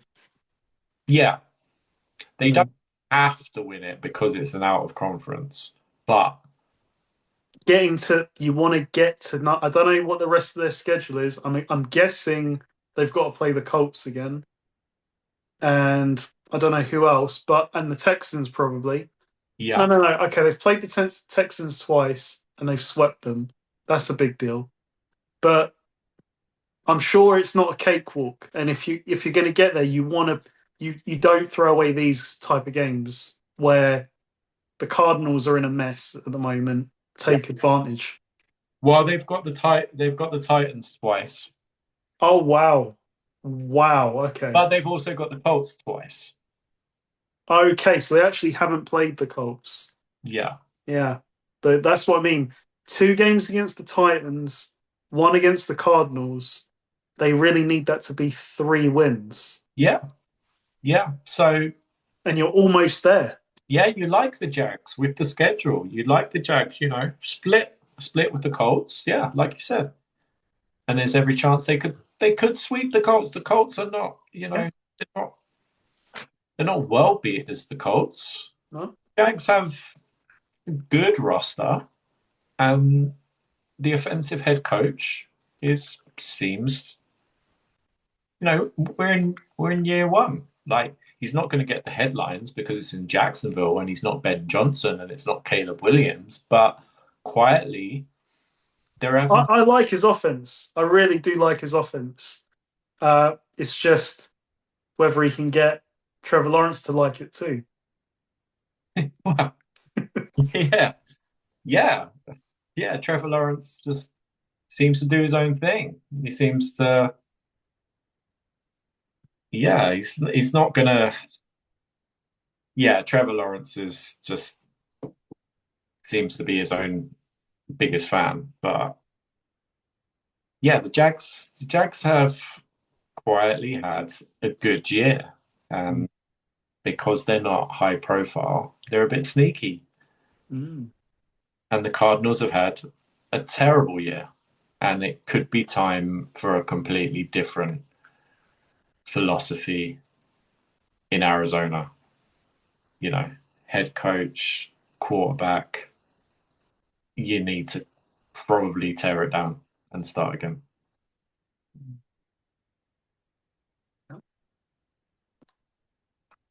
Okay, so I think we're agreed. Jaguars win, Jaguars cover. We move to an NFC South divisional. This will be interesting. The Falcons at the Saints. Don't know what to make of the Falcons. Well, it won't be Michael Penix this week, so it's Cousins, third Cousins. When he came back, he was not ready to play. And this week, you get the Saints who just randomly decide to show up and beat the Panthers handily.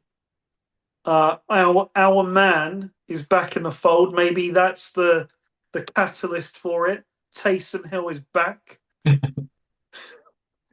Um, I don't. What I've seen of Tyler Shuck, eh, nothing special. They like him. They like him. Okay, cool. Um, it's difficult these divisional games, particularly this division, because there's a lot of upsets, Yeah. and the Falcons got absolutely run over by Jonathan Taylor. I mean, he took it to a different level. Like he had almost 300 yards total scrimmage, 3 touchdowns. It's just it is embarrassing when you have a day like that. But he's very good, of course. Oh, and they're not good at stopping the pass either because Bryce Young had 450 plus yards last week. So yeah, can't stop the run, can't stop the pass, can't tackle in the open field either. Like when you know the game's on the line and you just need your defense to like make a stop against the Panthers. No, I can't do that either. Like the Falcons completely fallen apart. The Falcons were 3-2 after beating the Bills. Wow. It was okay. They beat the Bills. Yeah. They beat the Bills at home, like statement kind of game, and Bijan had a big game, and yeah, James Pierce is. But now we're approaching Thanksgiving, and you know what James Pierce's projected cost is right now, right now. So James Pierce cost the Falcons the number 8 overall pick. Yeah. The Rams have got a really good pick in the making, possibly. Yeah, and and it's really really crazy because he's actually had a good year, Mm. but the number 8 overall pick, and now you're this bad, and you're not going to have a first round pick, Yeah. and your quarterbacks now. He Michael Penix, I heard this. It's crazy to me. He's torn both ACLs, and we don't know, and I don't know which one it is this time. So he would have torn one of his ACLs twice. Yeah, that's not good. It's the same with Bosa. Bosa's torn the same ACL again, and I was reading up on it, and apparently, like, that's really not good for if you're going to come back. Yeah. Like, there's more. There's now like, okay, you tear it once, okay, we repair it, but you tear it again, there is a lot higher chance of that not holding up. Mhm. So yeah, big invest. Well, I say big investment. They took him in the top 10 with one pick. So if it doesn't work out with Penix, you move on. Yeah. But my takeaway from that Panthers game was just their defense can't make a tackle. They could, like, the Falcons seem to be pretty good at blitzing, and they're being really aggressive with sending the house to Bryce Young and everything. But like, once somebody's caught the ball, make a tackle. Yeah. Just couldn't make a tackle, and like McMillan's having a crazy game, Legette's having a crazy game. Like Dowdle had that. Yeah, he just stepped out of bounds, but Dowdle ran it in for the touchdown, which got called back. Oh, okay, we'll just throw it in for the touchdown. Like, and you can't cover in the secondary, you can't make a tackle in the open field. The only thing you've got going for you in defense is that you can rush the passer with those two guys, but that's all you seem to have. That's it. And like just going back to the Germany game, the thing that struck me was Alec Pierce ran like a seam route, and it was like two zones, like they're close to him. Daniel Jones just threw it anyway. Like, and Alex Pierce is not built like Megatron, and he just jumped up over two guys, caught it, touchdown. I'm like, oh, that's not good. Yeah, and they've got so when you look at the Falcons roster, if you're not watching the games, you're like, okay, well they've got Jesse Bates at free safety, and they've got Terrell at corner, and you're like, okay, and you've got the two pass rushers, and you've got Ellis in the middle, so you've got some guys at least brand wise. You think guys, no, but they're not making plays. Yeah. And again, on the offense, you've got like you've got Bijan, and you've got like I like Algier, I really like him. He runs hard, and you're supposed to have a good offensive line, and you've got Drake London, and you've got Mooney, who's serviceable. Yeah, some guys, but they just don't make enough plays. These guys, not consistently anyway, and I yeah, think the offense is flawed with Penix because it's what you said last week. All it is just either outside zone or bootleg, or Penix does a spin on the spot, and yeah, it's the same concepts. Like it's too one-dimensional, this offense. and Drake London's out now. I don't know how long that injury is for, but he Wow, for a period. So this you're is tough. quarterback, number one receiver. You lost your first overall pick. The times are bleak for Atlanta. They're really bad. It could be a problem for Raheem Morris. Yeah, and I told you like oh, I'll admit I don't watch a Falcons game from start to finish, but I did watch the Germany game. It wasn't and I didn't like Raheem Morris. I just didn't, and I don't know, the X's and O's of the Falcons, but just your head coach, just like body language and what I can see, like the human behavior, just his communication style. I didn't see the guy speak. He's got a headset on. I didn't see him speak. I didn't see his facial reaction seem to change, like win, loss, like the outcome of each play. And on the flip side, Steichen's like animated. He's into it. And the And lack of game management at the end of the first half and the second half. So yeah, I think there's a lot of, they've got talent. They might just not have the right coaching around them right now. but they have talent. But like I said, they've got brands, Got potential, brands, yeah. but they don't seem to make plays in a collective, like at the right time in those critical kind of, going back like New England, like situational downs and Kansas City, like when the game's on the line, like those kind of moments. And the game's against the Panthers, division rival, like you lose, your season's done. Guy can't make a tackle. Okay, Morris is a defensive court, like he's a yeah, defensive guy, and this is what your product is. yeah, you caught a break. Dowd just stepped out of bounds. Okay, the Panthers just took the next snap, and then he's wide open in the corner of the end zone. And yeah, and the guy, the tight end just catches to set up the winning field goal in overtime. So that was to tie the game. And then And the game's on the line. Like you lose this game, you are done. And the tight end catches the ball and no one can make a tackle, and he runs it right down the teeth of your defense, down there. Like just a simple play. No one can make a tackle. Mm. Bad teams miss tackles. Hello, Cincinnati Bengals. Hello, Atlanta Falcons. What are your records? So who's winning this one? I can't, based on I can't back the Falcons. I just can't. And I just think the morale in that team, I just think they're done. Mm. And I think the Saints hate the Falcons, and the place is going to be crazy. And they're going to play with heart, the Saints. Yeah, I just can't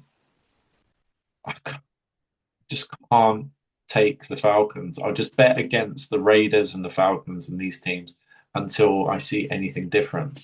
They've got some guys, they've got brand name guys, Bijan. They're a lot better than the Saints, at least roster to roster, but that's not how you win games. You got to make a play. Falcons, from what I saw from the Panthers game, they just don't make plays. Mm. So I'll take the Saints. Don't love it, but I'll take the Saints. It tells you everything about the Falcons that they are underdogs against the New Orleans Saints. The Saints, when they played the Bucks in the Superdome, they really gave a good effort for a while. Yeah. And this ain't the Bucks, so I'm taking the Saints as well. Simple as that. Right, next up, this is probably the game of the second window. It is the Philadelphia Eagles at the Dallas Cowboys. Would you like to take this one, Paul? I don't. Yeah, so Dallas. Am I going to get fooled by Dallas this week? Dallas, they beat the Raiders, and Dak Prescott looked amazing, and George Pickens is, and because of George Pickens, and he's number 2 in the NFL in touchdowns, I believe it is. And Wow. yeah, George Pickens is no secret. He's really, really good. Mm-hmm. But the Cowboys haven't beaten a team over 500 this season. And in come the Philadelphia Eagles, the champs, the division champs, the world champs, and your hated rivals. And they've got problems, sure, but they know how to win games in a variety of different ways. But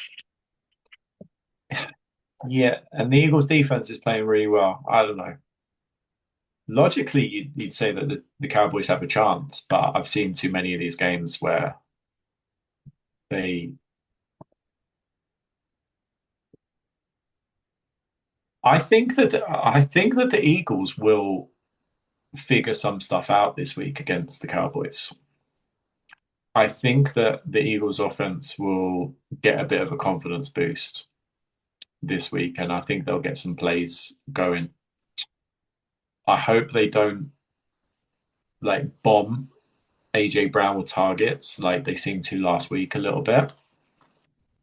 I hope they just take what, and it's Dallas, so there's going to be guys. You know there's going to be plays that they can make. They don't just have to throw it to AJ Brown.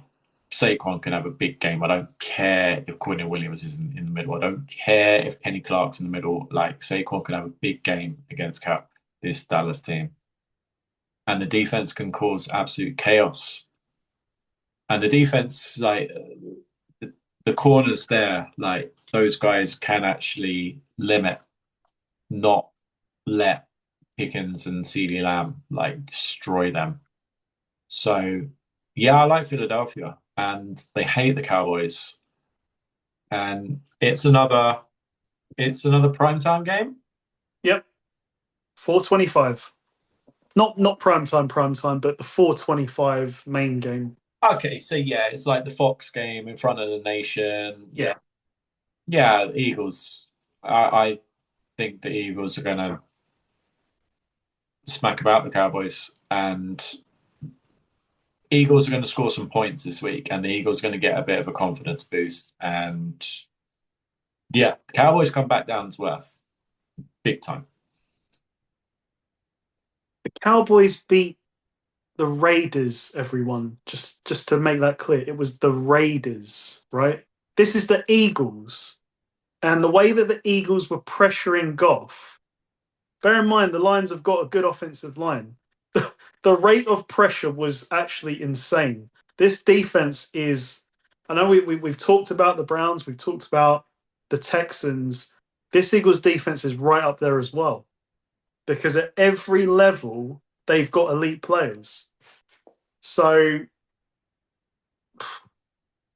can George Pickens is a freak of nature at times. Like, inside the mind of George Pickens for 24 hours would be fun. I'll tell you that. It'd be funny because he's just an insane ride.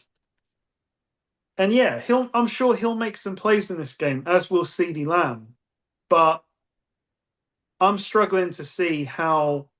I mean, the Lions are capable more than anyone of putting up 50 in a game, and they got shut down. And I know they were outside, and I know this is indoor, so those elements aren't an issue. But this defense is damn good. And I don't think the Cowboys' offensive line is as good as years past. I think that Dak's going to be under major pressure. The Cow And if you give the Cow so the argument for the Cowboys would be that if they can run the ball and no, if they can. I yeah, know I'm saying I I don't see it. yeah, I really don't see it. because Williams has had a better year than I thought he was going to have in that. Yeah, definitely. Like explosive runs. Like I never I saw him as a chain moving running back, not like oh, he can actually hit a 50-yard run. Yeah, yeah, I thought he was like more of a power back. Yeah.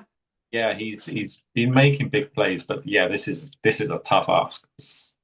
Yeah. And I don't think the offense is gonna have much success. They'll have a bit of success because it is a divisional. They know each other well. By virtue of that, even the Cowboys will know a few things about the Eagles and how to attack them.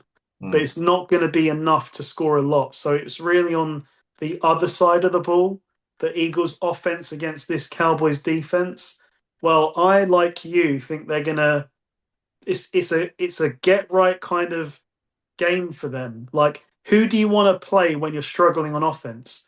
The Bengals, the Cowboys. These are the type of teams that you want so that you can feel good about yourself. And I think they will attack. I think this is like a Jalen Hurts deep ball kind of game with not just with AJ Brown, but with Devonta Smith. Yeah. And that's going to scare the life out of the Cowboys defense. So what's that going to do? It's going to open up the middle with Goddard. And they probably, it's not Eagles like to go in there and put on a show. Let's say that. They're not going to go in there and go, we're going to put up 45 and flex our muscles. But I think they'll score a lot. And I don't think this will be close. And I think this will be classic. Well, this year, Stat Prescott in the fourth quarter hasn't even been able to do that in these types of games. I say it's one of those. It's kind of over midway through the fourth quarter, and we're watching backups. So Eagles win 3.5. This could be a best bet this week. Eagles cover. So that leaves us with Sunday Night Football, the Buccaneers at the Rams. The Bucks. That was a crazy game last week. The Bucks aren't very good on the back end, I don't think. This defense, and this ain't really the team to have that problem against. Yeah, the Seahawks limited the Rams overall.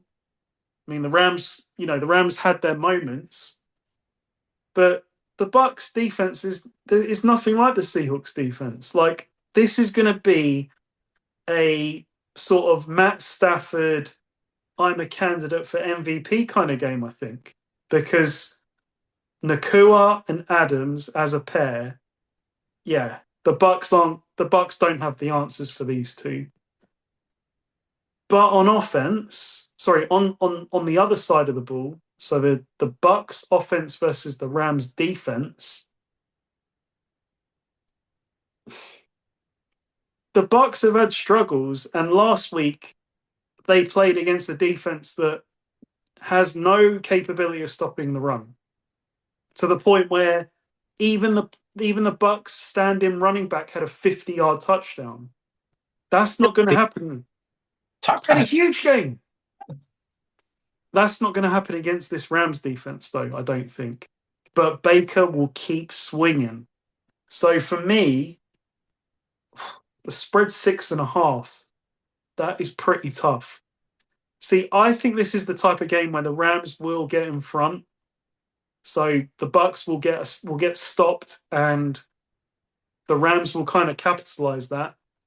And by virtue of that, it's one of those games I think where Baker's going to keep swinging and he's going to keep chasing them, chasing this lead, and he's not going to be able to quite catch them back. But he might get a backdoor cover. The Rams just have too much, and I think the like I said, the thing that's going to break this game is Stafford against this Buccaneers secondary with Nakua, with Adams. I don't think that the Bucks can win this game, so I'm going to say Rams win. 6.5. Yeah, it's right where Vegas knows where to put it. I'm going to say that the Bucks make a backdoor cover, but it wouldn't surprise me if the Rams win by 10. Yeah, it's really starting to burn now for the Bucks. Like these guys have been out for a while, and Tez Johnson wasn't heavily involved last week. Sterling Shepard was their leading receiver last week. Well, the running back was their leading receiver. The backup running back was Bucky Irvin's out. So the receivers are out. They're starting running backs out. And yeah, it's starting to really burn now. And this is tough. But they still could be fine because they're in the NFC South and they've still got the Panthers on their schedule. And the Panthers, while they're having a better than expected season, are not. You shouldn't be too worried about the Panthers if they're your competition in your division. So the Bucks just need to just get through this period and just get their guys back and try and sneak out a win. But I don't think it's possible this week against the Rams. I think it's just too tough. I think this is a shame because if these two teams are healthy, this could be a great game. Like, the primetime game, like, yeah, Baker going back to LA. I know he's only there for like, what was it, a game or a really short amount of time? He said it transformed his career. He Yeah. said this week that it brought the fun back to football for him, and he, from that's what platformed him to where he is now. What dick at Cleveland though. Like he praises the Rams while sticking a knife into Cleveland. Yeah. But Cleveland did him dirty, let's be honest, at the end. So yeah, I don't blame him. Mm. Yeah, this is tough for the Bucks. They're just not healthy. It's not a fair fight. And I think the Rams will win. And yeah, I agree. I think the Bucks could kind of sneaky backdoor cover because the Rams could get up and then the Bucks kind of the nature of it just keep coming back into it. But yeah, the Bucks don't have the receivers now to expose the Rams secondary because if you can attack the Rams, it's their corners. Mm. They're not great. They like Forbes. Forbes is turning into the first round draft pick of the Commanders, who they released. Like he's turning into something, but it's not, an elite secondary. So you could attack it, but you haven't got Evans, you haven't got Godwin. You've only got really a Buka and like some guys, and so it's easier to game plan against taking a Buka out of the game. Yeah, it's a shame. This would be a great game. It's not, because of the injuries for the Bucks. Rams win, Bucks cover. I'll say it, yeah, Bucks cover. Mm. So to finish off week 12, Panthers at my 49ers. Wait, Surprising, like they've actually yeah. got a game. They probably didn't think it, like when they were drawing the schedule, but NFC wildcard implications. Yeah, because as I said earlier, in The the NFC, CMC Bowl. CMC Bowl, in the NFC, it's starting to look like it's 9 teams for 7 spots, which tells you at the bottom of those 9 is probably the Panthers and the 49ers. Because if you look at the other wild card contenders, we're looking at Seattle, Detroit, Green Bay, Chicago. So yeah, both of these teams they've got to work pretty hard to get in. So this could be a massive game, really. Like in terms of the loser, you know, it just pushes them that further bit away. Yeah. And I don't know what to make of the Panthers' offense. Like, was it just the fact they're playing against the Falcons? Well, the 49ers defense isn't great either, right? Because we've got third string edge rushers and a number of backups out there. Yeah. So But you played the Cardinals, so that helps. you played the Cardinals, so that helps. So the 49ers have to win through their offense. And Brock Purdy came back last week, as you said, a great week to come back, given the opponent. The Panthers, the Panthers should really give us opportunities to have another big day. But as a whole, this Panthers team are a bit like Jekyll and Hyde. Which team is going to turn up? Well, they've got a negative point differential. They're the only team in the end to have. I think that's right. Or they've got the worst, yeah, or they've got the worst points differential of any team over 500. Right, right.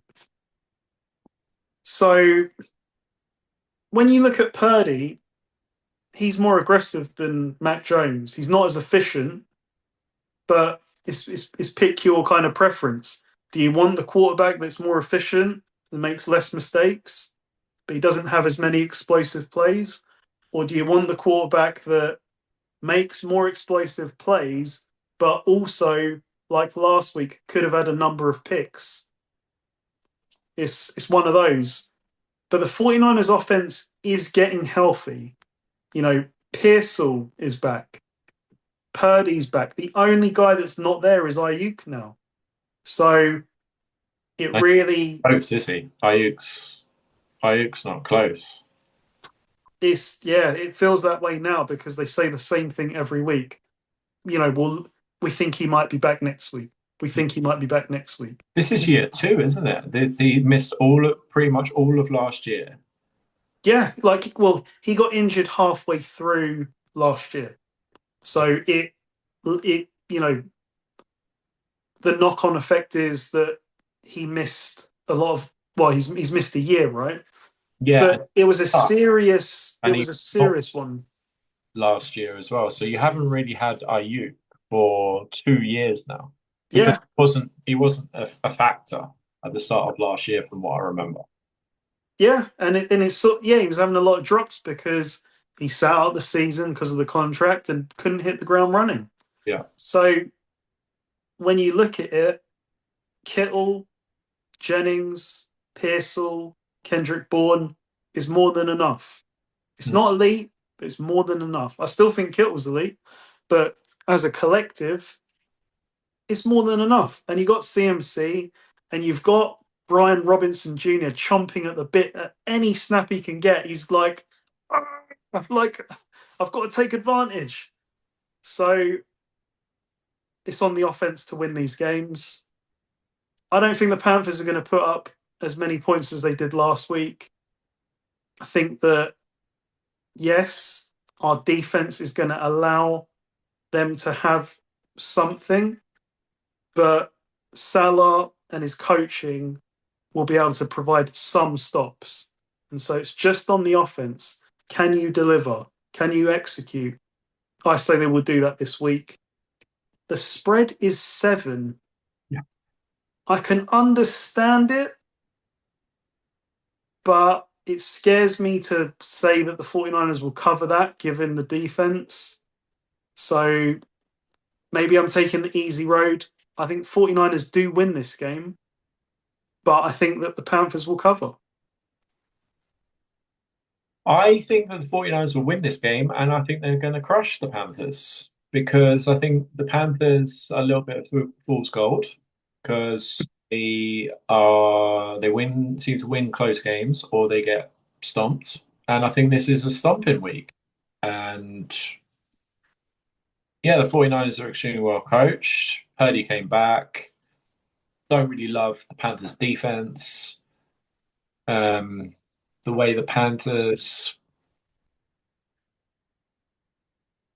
I don't take too much about the Panthers last week because like of how much I hate the way the Falcons played. Just hate the way they played defense last week. But the Panthers do have some guys. Like McMillan looks like he's going to be a receiver in this league. Mm. Dowdle's had a really good year. I love Rico Dowdle. He's played really well this year. But yeah, I just think they're overmatched. 49ers too well coached. They need this game. They'll be reminded because they're well coached that they need this game potentially for a tie break for the wild cards. Yeah, this is a big game. It's crazy. Panthers 49ers is a big game this late in the year, but it is. Mm. And for that reason, I think the 49ers are going to win and cover. And it simply is a must have for the 49ers because when you look at our schedule, Panthers, Browns, Titans. I know the Browns will be difficult. Not Where's don't, Brown? it's in Cleveland, so I'm Oh, not underestimating that at all. Miles Garrett, Cleveland pass rush. Late in the season, weather won't be helpful. Yeah. At least Jake Moody isn't going to miss a potential game-winning field goal this time. But the reason I say that is when you look at the last 3 games and it's Colts, Bears, Seahawks. Mhm. So Niners really have to win these 3 games because then they'll go into the final 3 10-4. Yeah, So if you lose 2 of these, I think you're done. yeah. If the Panthers had a better quarterback, then I'd be a bit worried this week. But it's Bryce Young. If it was a slightly better quarterback, I would be worried because the receivers, like this McMillan's, Yeah. played really well, and I don't love your corners. No. So I No. think Millen could have had a big game if the quarterback was better than Bryce Young. And I think Bryce Young is completely fool's gold that, oh yeah, well Bryce Young, yeah, you threw for 450. Yeah, it was against the Falcons. Yeah. I think And he's had success. They've won 3 in a row against the Falcons, so he likes playing them. yeah, I think it's danger for the Panthers if they think now, oh, we're going to extend Bryce Young. Oh, don't do it. Don't please just don't do it. Please, for your future, please don't extend it. No way, no way. And on McMillan, I would like Lenore to be on him because Lenore's pretty good. Hmm. What he doesn't have in height, he definitely makes up for in heart, and he is a good player. So Yeah, yeah, I've heard good things about him. that's what I'd like to see this week. Okay, who's going off draft week 12? Quite simply, Drake May at the Bengals. It's the Bengals defense. Drake May is a talent. I like the way he's playing. As weird as that is to say about the Patriots, I like the connection he's made with these receivers. It's not all on Diggs, although Diggs is coming into his own. I think Drake May's going to torch the Bengals. I am going to go slightly. in a different way, maybe not as high profile as Drake May. I'm going to say that the New Orleans Saints quarterback, Tyler Shuck, is going to have a day against the Atlanta Falcons. I think the Falcons were abysmal last week against the Panthers. And yeah, call me crazy, but I think Tyler Shuck's going to have a bit of a day this upcoming week. Mm, I like it. Give me Miles Garrett against this Raiders offensive line. The Raiders are a mess. They can't protect anything. And now you're going up against this defensive line with Miles Garrett in the form of his life. I think this is a multiple sack day for Miles Garrett. Yeah, I'll go with. Okay. I know which way I'm going to go. I'm going to go with Christian McCaffrey in a, yeah, I call it a revenge spot. He was surprised to be traded from the Panthers, and he's the main guy in the 49ers offense. I know Brock Purdy came back and had a bit of a day last week, but yeah, the offense goes when McCaffrey goes. McCaffrey's going to be involved. I think Shanahan's going to get him more involved because of that factor of, yeah, I want to stick it to the Panthers and remind them that they made a mistake in trading him away. So CMC. I love it. And just to say, CMC must be the only guy that goes for 152 touchdowns. That's not even a headline for him now. That's just the norm. Yeah. Okay. I I don't even hate doing this. I love picking this guy because I love this player. He's a talent. Give me Gibbs against the Giants. I mean, it's just low hanging fruit at this point. The Giants can't stop the run, and Gibbs is a superstar. We saw what he sort of did against the Eagles. If he can do that against the Eagles, we've seen him do it against all of these other bad defenses, and the Giants is a bad defense. I could see Gibbs going for 150. Um, I was thinking of doing something crazy and doing Jameis, but he might play because of the Jackson Dart. I was thinking Yeah. they could be involved in a crazy game, and for that reason, Jameis could, have a 400 and three touchdowns and three kind of a game, but he might not play, so that's risky. Go with. I don't love anyone on the Ravens either this week because I think that could be kind of low scoring.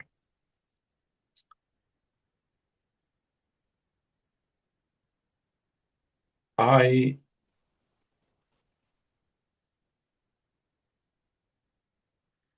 and I hope this happens. I'm gonna go with Saquon Barkley against the Cowboys. I think the Eagles are going to figure it out this week. I really do. And I wouldn't be surprised if the Eagles want to send a message to the Cowboys, especially as the Cowboys got these guys in the middle to stop the run. And yeah, we traded Micah because we want to stop the run. And then the Eagles just turned up and go, yeah, we're going to run for 200 yards in your house, end your season, and remind you that yes, you still can't stop the run. And yes, we still own you and we own this division. Love it. Okay. My favorite, of course, the Week 12 touchdown to glory.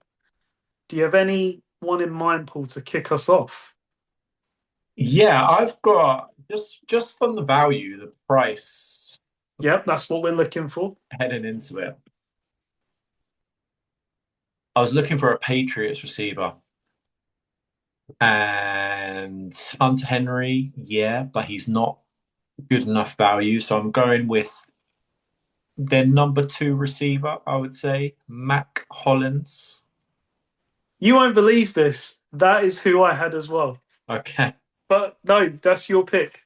I love it. So I yeah, can see it. 5 to 2, I Yeah, found. Yeah. Okay, so let me put that into the mix. Um, let's see. Bengals defense, we love that. So Mac Hollins, anytime, 11-4 to kick us off. All right, so my second pick, it was gonna be Dallas Goddard against the Cowboys. So we've seen the struggles with AJ Brown. Devonta Smith has got the ball a little bit, but Jalen Hurts likes throwing to Dallas Goddard in the red zone. So he's going to get a lot of opportunities this week to do that. And I wanted a part of the Seahawks at the Titans. So I've gone with, again, I think it's their number two outside receiver now, Rashid Shaheed of Love it. I found a price for him 13-5. Oh, I love that. This is the type of week where we can try things out with Shaheed because it's the Titans. All right, let's see what we're getting for that. So let's add Shaheed. There we go, Shaheed and Dallas Goddard.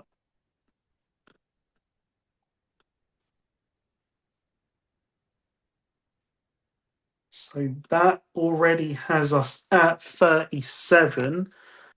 Right. So what would I like to finish us off? I actually had Shaheed written down as well. Do you want to get involved in the Saints? A taste? No, Taysom's two because he'll either, So he'll either not be involved or he'll have like three touchdowns. yeah, exactly. So I wanted to say Jake Ferguson, but I really don't want to pick against the Eagles defense. So I'm gonna make a safer pick because we're at 36 already. Hmm. Give me Mark Andrews against the Jets. Lamar, this is Lamar's guy. And Andrews has had a number of touchdowns already this year.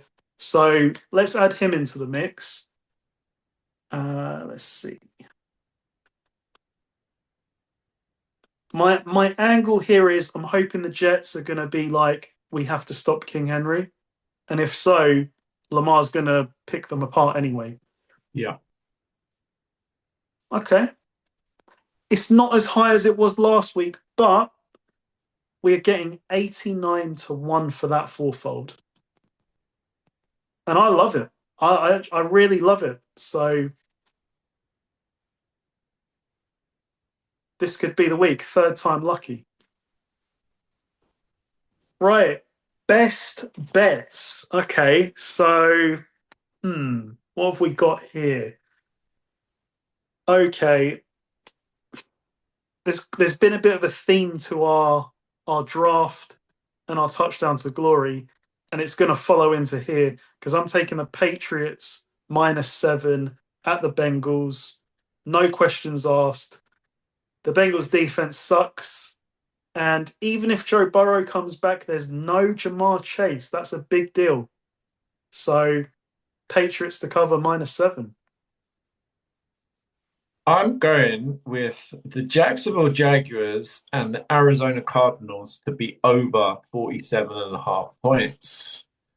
I thought about the Jags -3, but seeing the Cardinals defense the last couple of weeks,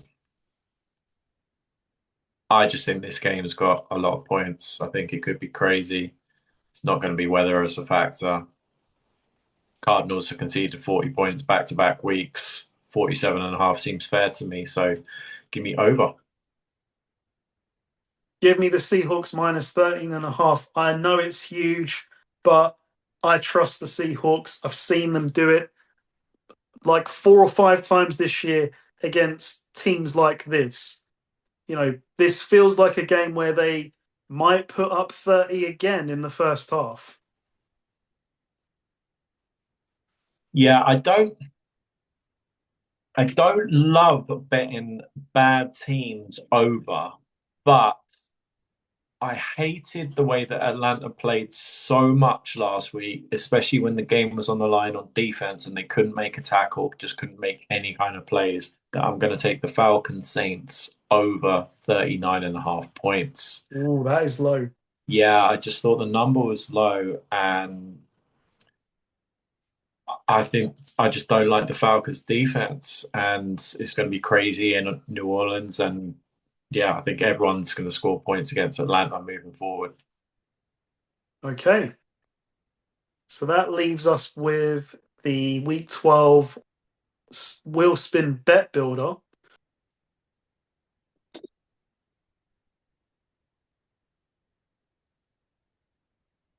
Blue is Giants at the Lions. This is a tricky one, I think, because you could look at it and go, yeah, this is great. Yeah, But it's like I'm a bit nervous about fourth quarter being like backups. So yeah, but just a little bit. But well, and also we don't know who's going to be quarterback for the Giants. yeah, that's tricky. Wait, like Giants.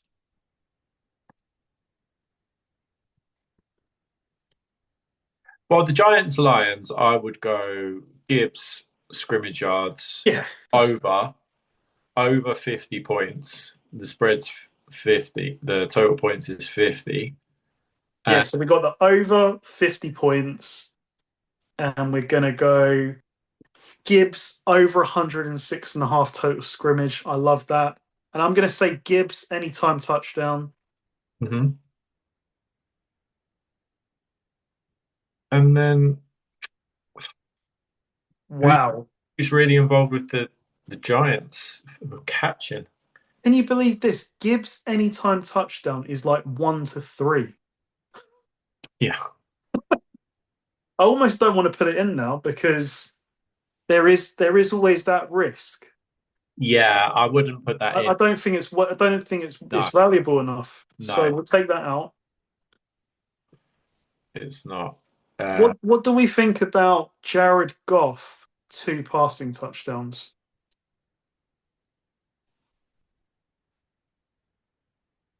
Even that though, that's 4 to 9. No, I don't like it. Not for that value, because the Giants can't stop the run, and it could be just one of those where they just keep giving up rushing touchdowns. Um, What I do like though, just to finish on Gibbs, is you can stack Gibbs 106 and a half total scrimmage yards yeah. with 27 and a half receiving yards. So it's not like adding them together. It's just of the 106, is 27 and a half going to be receiving? Okay. And I say yes. Yeah, for sure. If Yeah. you have 106 just rushing, yeah, it's going to be combined. Yeah. Yeah. Okay. Yeah. Well, Who's by who's left on the Giants? what Is price it is it? That so? gives. So you're getting like that's a spread number. So Oh, so far over 49 and a half points. Gibbs over 106 and a half total scrimmage, yeah. and Gibbs over 27 and a half receiving. It's about 3.5 to 1. So we've got some room to play with.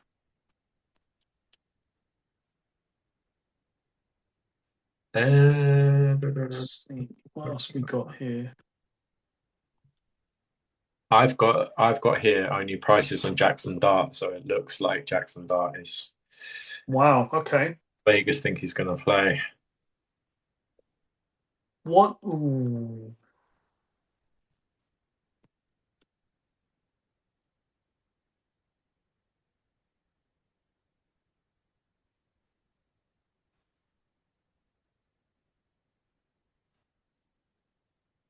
What do we? I don't know. It's difficult with the Lions' offense, but you can get you can get a 30-yard reception for Jamison Williams at 5-4.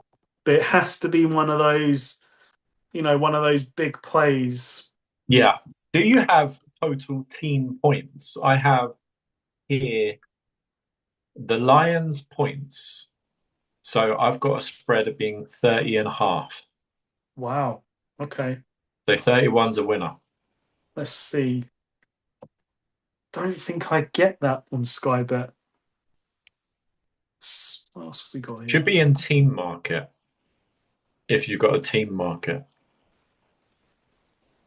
Sky ain't given that, unfortunately. Okay. I was also looking for like touchdown scorer, and I was going to say the Lions defense, but I can't find it. Oh wow, that should definitely be. Let's have a look. Fumble or pick, like New if York Giants. yeah, for sure. But if it's Jackson Dart, like a fumble,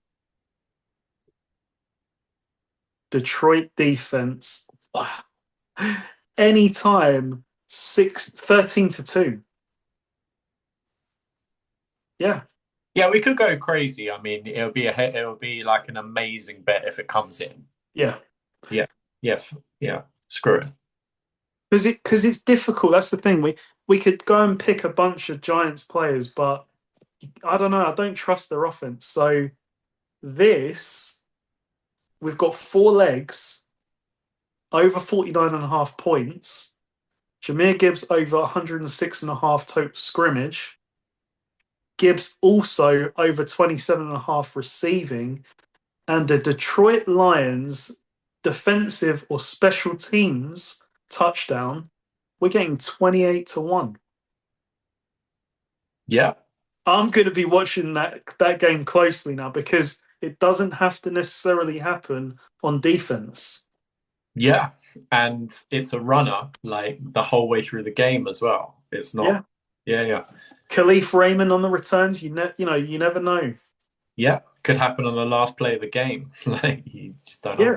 And I'm hoping it is Winston. Like I'm hoping Dart doesn't make it because that would make this, very like active. I think so.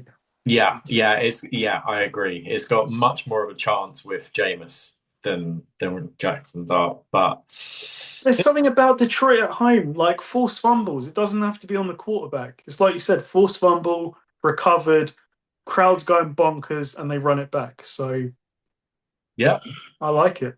yeah, Well, that's week 12 in the books. Can't believe next week is Thanksgiving already, but I almost can't wait. Don't want to wish this week away. Gonna enjoy this week, and then we can look forward to a lot of football. yeah. Will the Cowboys be done as expected by Thanksgiving? Will the Chiefs be done by Thanksgiving? Wait and Wow, see for next week. Like we could indeed. learn a lot in the next couple of games because the Chiefs play on Thanksgiving against the Cowboys. So Oh yes, yeah, and the Chiefs love playing in these type of spots. So this is unlike the Ravens who get the Jets and then they get the Bengals. The Cowboys get the Eagles and then the Chiefs, the two reigning conference champions. Good luck. yeah. Good luck, Dallas.